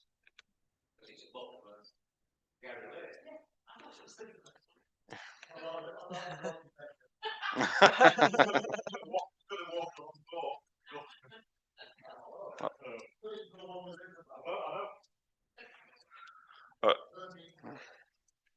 Thank you very much. We'll pass those comments back in regards to that one. On to number 7, 25/0567/BAR. Mr. Dean Brown, 3 Greenfield House, Greenfield Road, Colne, for variation of condition 2 plans of planning permission 24/0314/BAR. Any comments for this one, please? Councillor Sarah Coburn-Price. This probably isn't in any way personal from a planning perspective. It's just me opining late at night on a Tuesday, which is that this has come before us several times, and every time it's bigger. You know, there's bits at the side, and then they're taking up more of the garden for parking. This is next to a listed building. It's in the conservation area. These are very conservation area compliant designs, but each one of the variations is a little bit worse. It's like they're sort of testing us. We'll stick a bit on the extreme left and see if we can do that. And now we'll stick a bit on the extreme right and see if we can do that. And I suspect, truth be told, they absolutely can. but it's a bit galling. We would have criticised this had it come before us as the original design, is my belief. I think we should probably push back a little bit on this one because they keep pushing. Obviously, Sarah says the boundaries, and could we argue with it being? I suspect we couldn't. Look at it. The bit that we're looking at is that lean-to bit. They'd say it was modest. It's just like the next thing. It's like death by 1,000 cuts. It's just the next thing. Suppose it stops them walking around the outside of their house. The outside of their house, the back garden now is isolated, isn't it? There's no way to get round. I doubt that that's a thing because they can get to their back garden through their house. Yeah, it's not public access. It's not public No, right away either, is it? I suspect me opining is, and I apologise, I've wasted my breath, your ears. No, it's okay. I think we should push back on this one and say no. I think they keep coming back, and I think they should stick with the original. Has anyone looked what condition 2 is? What are they wanting to change? It's a variation, not of the plan. It's a variation of the variation. All right. If you look what we've put, it's 0567 VAR, which is the variation of the flag for, and they're applying for it against 0314 / VAR. So they vary variation. And I think the question is how many doubts do you vary before you say enough's enough? They're just trying to tweak something that they've already built, aren't they? What I think is, I maybe shouldn't say it, but I think they've varied it and gained it, and we're going to vary it again, possibly to gain another bit. And I think we're wondering that because they know full well if the variation is full-blown in the first place, and they keep going for a little bit more rather than what the actual was. And eventually they'll get there and they'll build. And I think you've got to, at some point, there's got to be a situation where enough's enough. I agree. And to utter a football parlance with it being VAR, I'm going to send them to the monitor and ask them to go back and stick with the original one and put it back in again. Oh, yeah, saying no. Is there no like limits on how many variations? No. We've had an application of Fulridge that's just come on and on and on, and every single time there's another house and there's another thing and there's another thing, and you just sort of like, just why didn't you tell us what you wanted in the first place? It's a horrible game, and the system doesn't, it favours them. Yeah. Because we could ask, obviously, to explain why they didn't come with this in the first place. Why do they keep coming back with this? So pass those, obviously, those comments back in regards to that one. On to number 8, which is 25/0570/FUL, Mr. Lee Juridan, Craig Moore, Keighley Road, Colne. Full erection of a stable block comprising of a tack room and a feed store. Any comments on this one? Last time Lee put forward stables, they were like something out of, I don't know, my goodness. They had a clock tower and all kinds of things. I didn't like them. I didn't think they went with his Edwardian house, which is a non-designated heritage asset.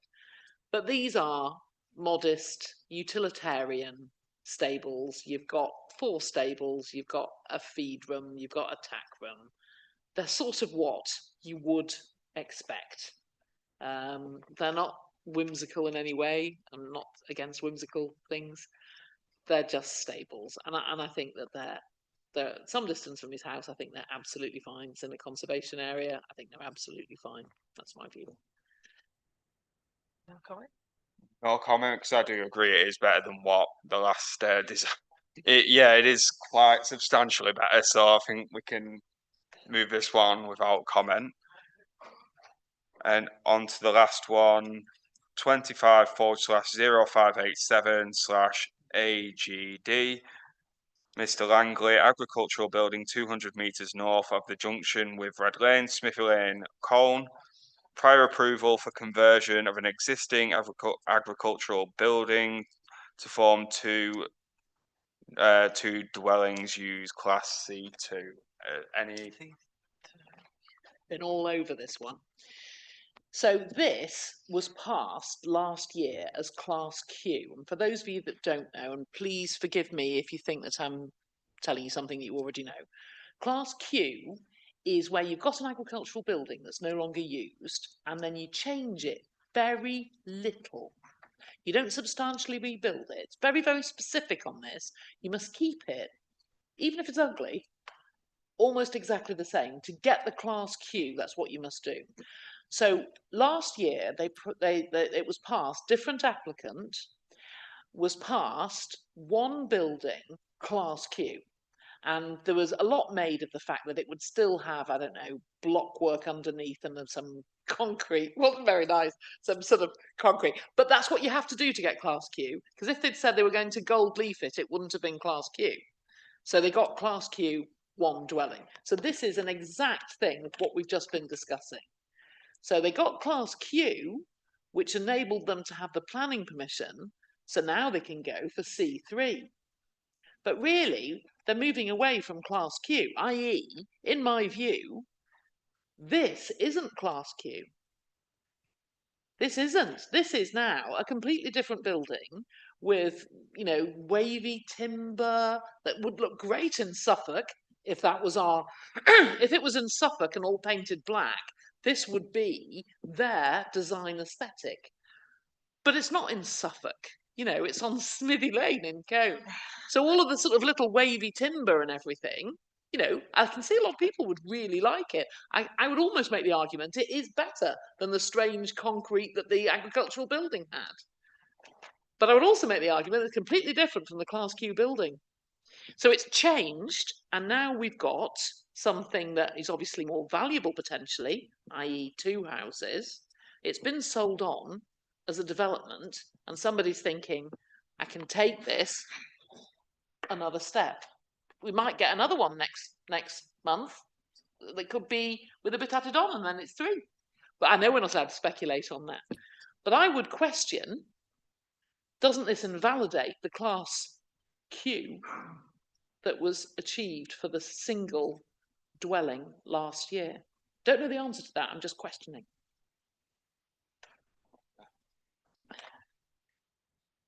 Well, Sarah will remember that when this came here before, and I know Sarah said it was Class Q, and she was right. I said at the time... You were in Greenbelt, weren't you, talking about that? I said it isn't Greenbelt. I said, and I understood that we couldn't do anything because it was Class Q, like you said, but it isn't Greenbelt.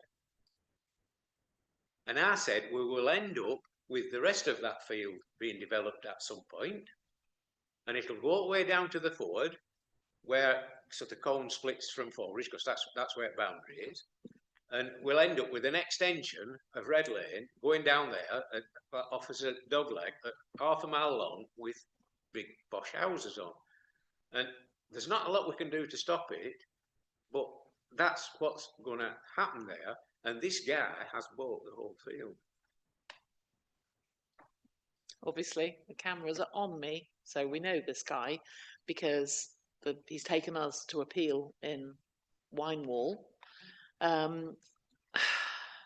It's worse than that, really, because now we've got the spectre of Greybelt.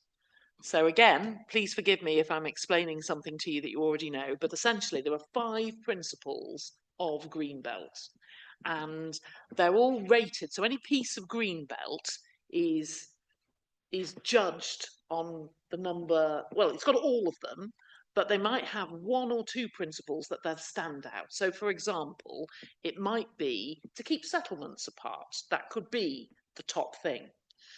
Angela Rayner, in her wisdom, instead of looking at all the 5 principles, has said that any piece of land that might be a subsection of a bigger piece of land You can only judge it on the top principle for the whole piece. So I'll tell you about a piece that we had in Lancashire Bridge. There was a big piece of land, it was enormous, and then a small piece of land that was just at one edge. And they said that small piece of land could only be judged on the number one principle for the enormous piece of land, which was keeping settlements apart. So this tiny piece didn't keep the settlements apart. So then they said, so it's not Greenbelt anymore. It's like the marriage at Cana. They said, this is Greybelt. Now, this is honestly one of the most beautiful pieces of agricultural land that serves a big amenity purpose. It fulfills the other purposes of Greenbelt. It doesn't keep the settlements apart. Abracadabra, it's Greybelt. And you can build on it. So we had no choice but to pass this planning application in Greenbelt. We had no choice. And these are the rules that we are up against. I'm absolutely furious about it. Never mind going marching in London. I'd march on this. I'm absolutely furious about it. And I think that David, you know, I didn't disagree with you last time, did I? I didn't disagree with you. But I think now you were potentially being a little gloomy before, but now I think you could be right. And we need to look up what the purpose of that particular pocket, the big piece is. What is the number one purpose of that big piece? If it's keeping settlements apart, you are being gloomy, because we could argue it strongly. But if it's not that, then we have the terrible danger that it's going to become Greybelt. And if it becomes Greybelt, but anyway, this wouldn't pass Class Q though, would it? So I do wonder, I'm questioning, is this allowed? I think I think we should question it. We shouldn't pass without comment. I think this should be questioned further, because again, we could be opening up a can of worms if we do make this obviously Greybelt. It's like developer's dream, rubbing their hands with glee, and it could. We don't make Greybelt. No, we don't. It just is. I really feel so angry about this Labour government. Sorry, it was sold as, we'll build on empty petrol stations, we'll build on dead market gardens, we'll build on things that aren't used anymore in Greenbelt. That was what it was sold as, and now it's turning beautiful areas by magic, by stealth, into Greybelt. I walked round with the planning consultant in Trawden because they're redoing their neighbourhood plan, and he was pointing at vast swathes under the law now could be made Greybelt all round Trawden. It's a disgrace. Thank you for that, Sarah. We'll obviously relay those comments in regards to that one, and we have some correspondence, don't we, Gina? We do have quite a lot of correspondence.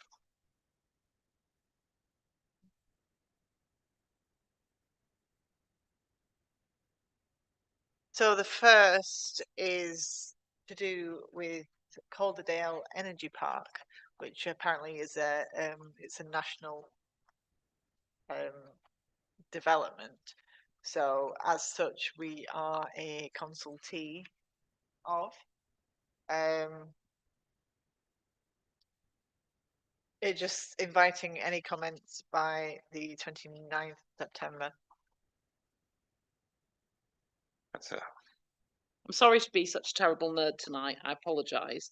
I am chairman of the Pendle Borough Council Climate Emergency Working Group. And I was quite surprised that they all unanimously voted. There's a lot of them are very pro solar energy. Wind energy.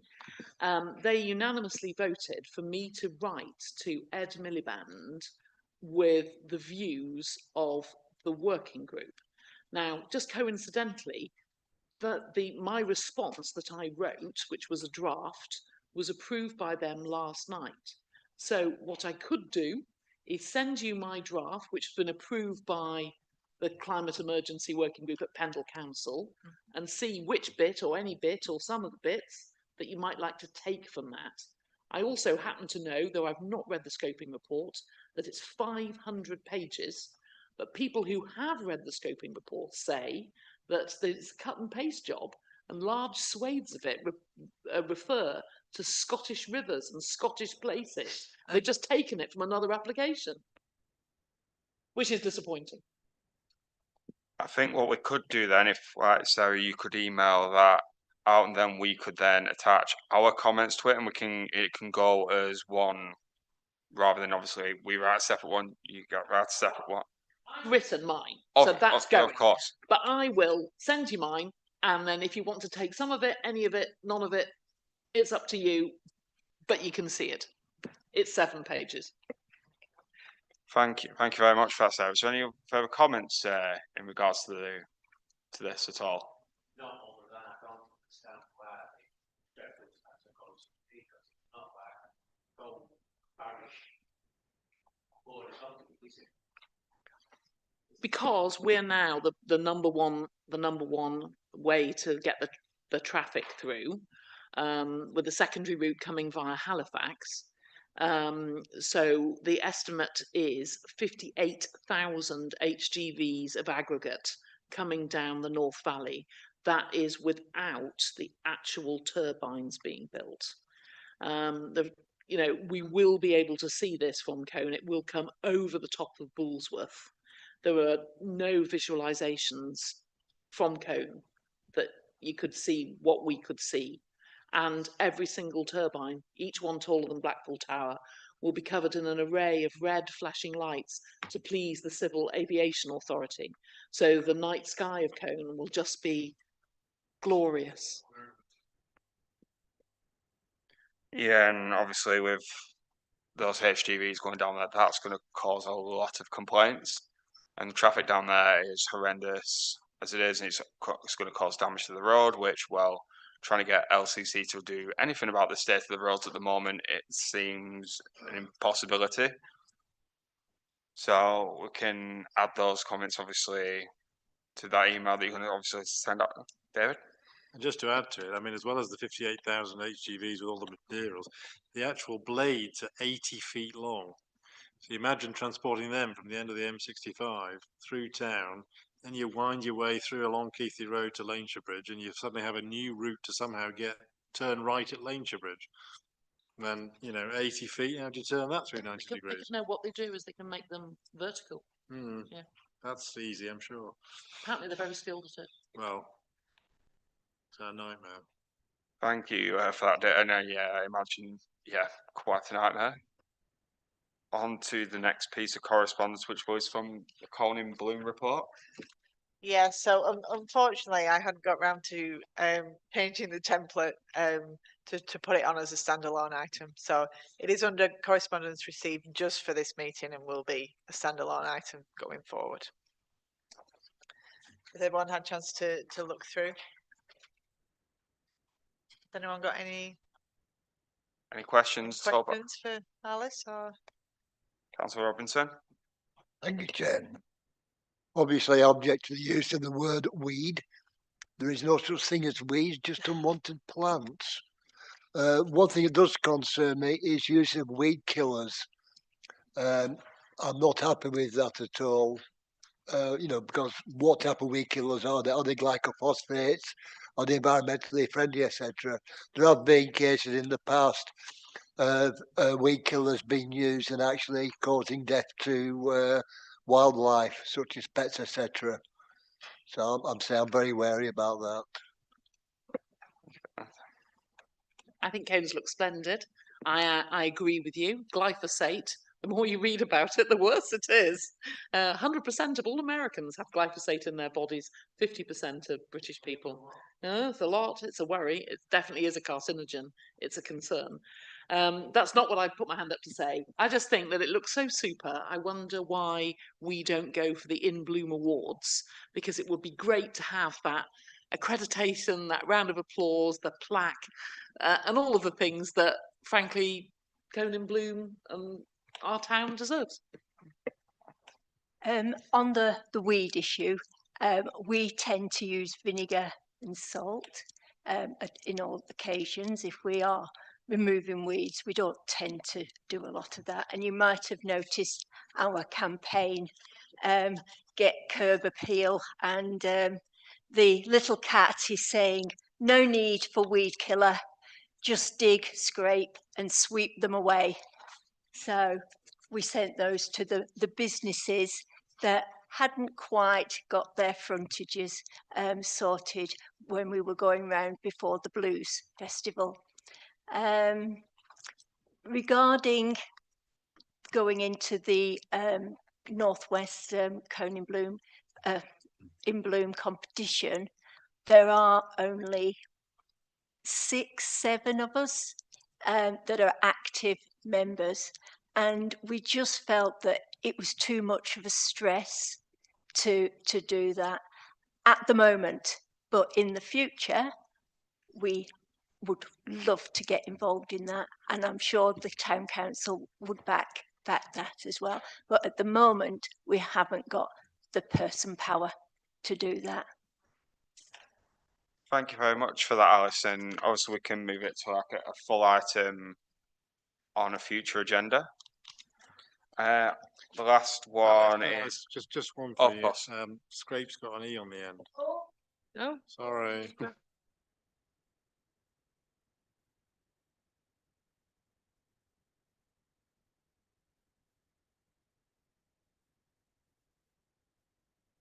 Thank you very much for that, David. And the last one is obviously another consultation on this time on Pendle's local plan, which is the 4th edition. No, there's the local government reorganisation. Is it? Where from this one? Is it? After the Common Room? Oh yeah, okay. Yeah. Sorry, on the local government reorganisation in Lancashire, which is a very sensitive topic at the moment. Anyone's got any queries on this, Sarah? I think we're really lucky. I think we're so lucky that we exist. Because in Burnley, they're not parished. I believe that we have to thank the late Lord Greaves for us being parish. Don't know whether that's true. Yeah. So we have to thank him. Let's thank him. Because I would be so worried about this if we were just being thrown into a big pot of East Lancashire, bigger places, and we didn't exist to care for the bench. I wrote to Gina about a broken bench, arm on the bench, sorting it out. It's wonderful that we have that local feeling. So I am still very concerned about it, but at least we still exist. So let's be positive about that. I think that we should put our 2 penneth in. I'm not sure what our 2 penneth should be, really, genuinely. Some people say, oh, we should say it's not going to, it shouldn't happen. I think that's, you know, it's a bit King Canute, really, because it is going to happen. So if we accept that it is going to happen, do we say we prefer to be in with, and I don't know, we prefer to be in Ribble Valley, Burnley, as that little group? Do we prefer to be in Blackburn, Ribble Valley, But I don't know. I just think that we can't pretend it's not going to happen, because it is. Yeah, we are fighting back an inevitable tide, and I think there were 3 options presented, and I think the most palatable one was Colne, Burnley, and Rosendale. I believe of the 3, it kind of. I think there was about 5 Is it options 5? when I I looked. only Yeah. looked at 3. Has anyone got any preferences? Like which ones, like out of the ones that we've seen, which ones are? So I don't. Please. I'm with Councillor Sarah. The going in with Blackburn seems like it seems like we're hanging ourselves. Burnley and Ribble Valley. I think that's going to be. And I'm twisting my arm up my back. I think that's going to be the best of a bad bunch. Pity we can't be on our own, but they won't let us be on our own. We're not big enough. They said we're not big enough. But it's whatever is decided. We're going to be a small fish in a bigger pond, but we have got protection of the fact that, as we've said, we are a parish council. Similar, Nelson have got the same protection as such, but Briarfield haven't, because they're part of Burnley. Electorally, they're part of Burnley. within the local boundary, they're in Pendle, but they unfortunately they fall into the Burnley thing. So they are, whereas we've got our own protected boundary. So we're fortunate that way. But personally, I would say, you know, Burnley and Dibble Valley is the sensible option. Going, but if we were pushed into the bigger one with Blackburn and Darwen, we'd be fighting for services. Thank you very much for that. And David? I could try and tell you what I think, but I'm not going to get something true. One of the problems with Penn has been you look at the exam finance. And the problem that Penn was our council tax is relatively high on bandit compared to rest. And we'll know what the reason for that is. We've got too many in it. Now, so we're in a rut.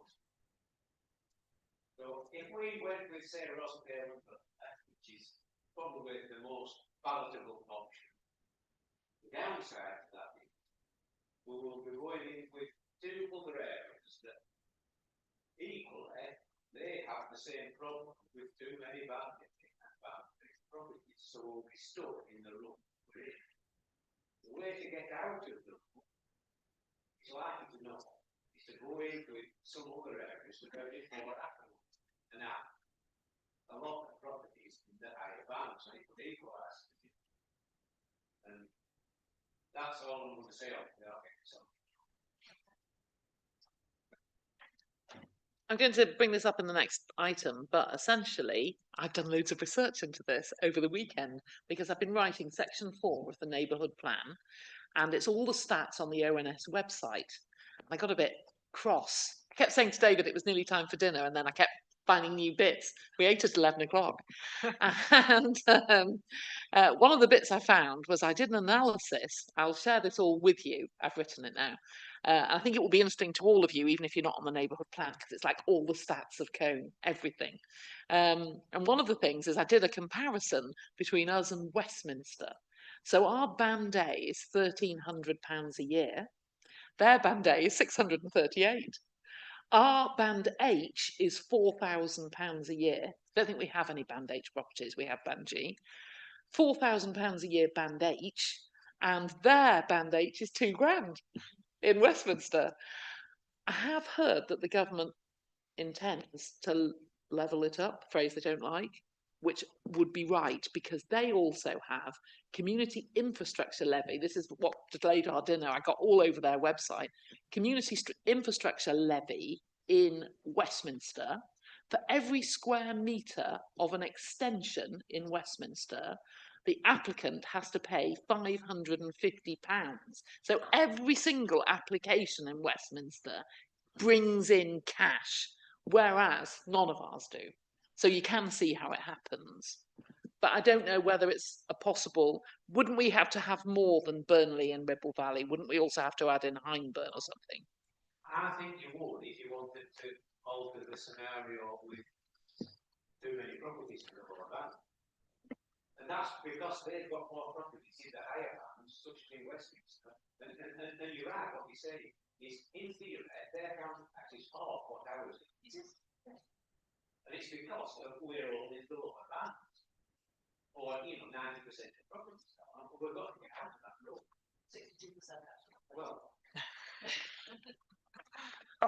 Myself, I've got to be careful what I say as well because I've worked with various organisations. But you are right, Sarah, and it does annoy me. I do see it on a daily basis, and it is quite annoying. The only way that, because selling this and then selling it to the people is saying, yeah, your council tax is likely to go up as a result of this. That's not going to go down well at all, especially when everyone's all promising to bring the council tax down, and none of them have decided, none of them have actually followed through with that. So I'll take one last cut from Ian there. Thank you, Chair. This isn't the first time that a situation has arisen about joining areas. I think some people may remember going back to the early 2000s, there was a proposal put to join Pendle with Burnley to form one large authority. And that was thrown out at window. There was a lot of very negative and adverse comments. I think one comment said that as far as the people were concerned, the only good thing about Burnley, it's okay to go there for a punch up on a Saturday night. I'm not going to say who said that. But, I think at the end of the day, and I don't care about being careful what I say, we are being forced into this by government. The government are deliberately pushing us into a state of bankruptcy so that we have no option but to do as we are told. That is going against the constitution of this country. The government is there for the benefit of the people. We are not here for the benefit of the government. And I think we need to stand up to them and say, no, it's a local town for local people. We should not be ruled by somebody sat somewhere 20, 30 miles away. End of story. What's to stop them in another 20 years suddenly deciding, well, let's run the entire of Lancashire from a few people sat in Preston, as long as they benefit the government. It's wrong. Thank you. I do appreciate your comments there, and I think what I should take, obviously everyone's comments on board. Obviously, what David said about pushing to go in with Ribble Valley, like I say, the more affluent area to try and solve the problem of a potential mass increase in council tax costs.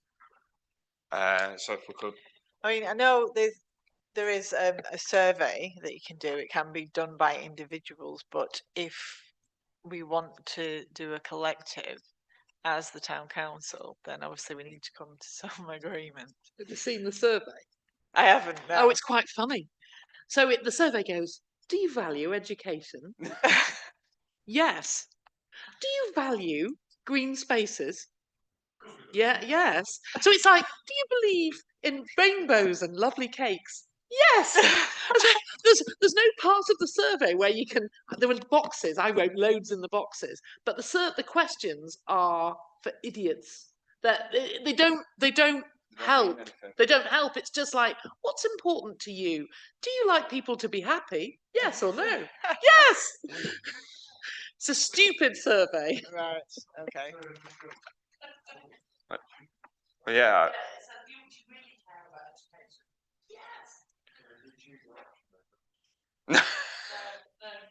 Oh, so you don't. The most pedantic questions. It's like someone's just done it from AI, created. Do you value healthcare? Yes. It's obviously who's going to tick no to that.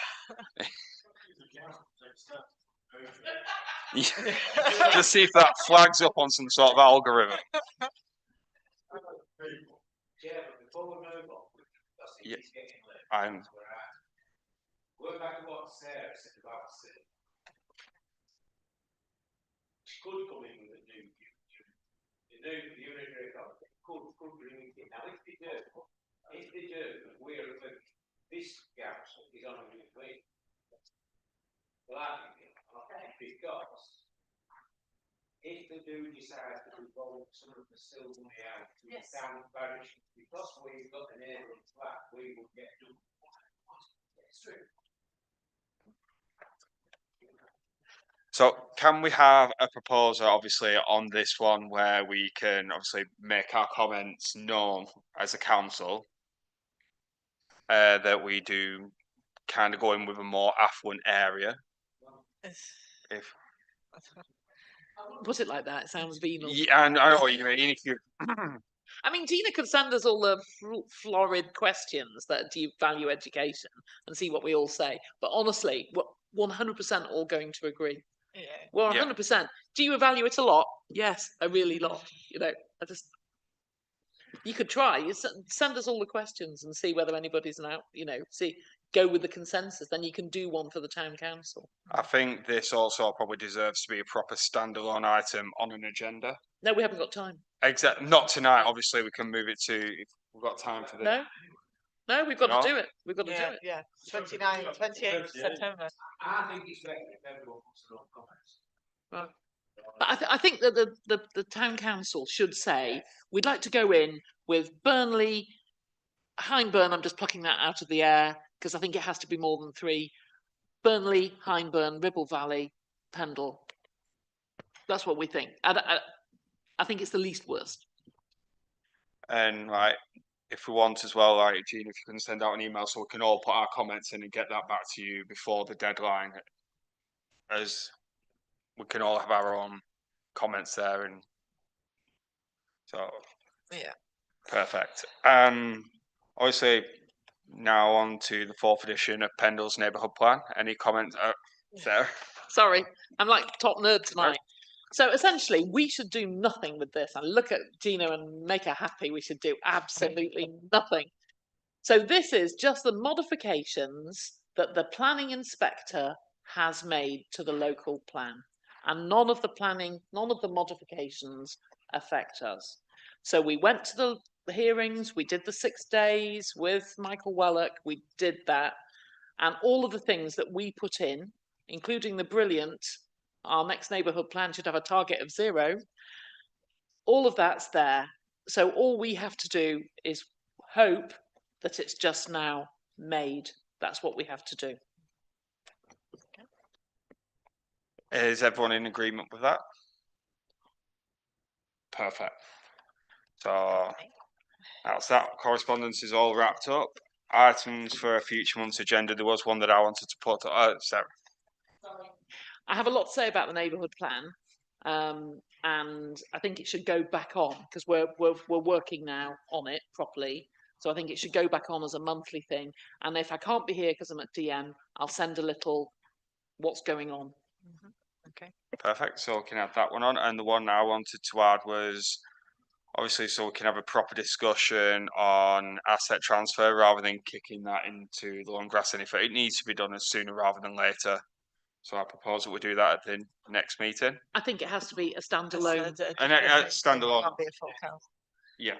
I think it has to be standalone, and ideally, I would propose that it's because it's going to be a brainstorming discussion. It would be better if we did it in camera. As a standalone, obviously, yeah. As a and I think as well, Gina has to get a load of information before we're even ready to have it. I think we should have it. Yeah. But we should have it when we've got all the information. Yeah, that's perfect.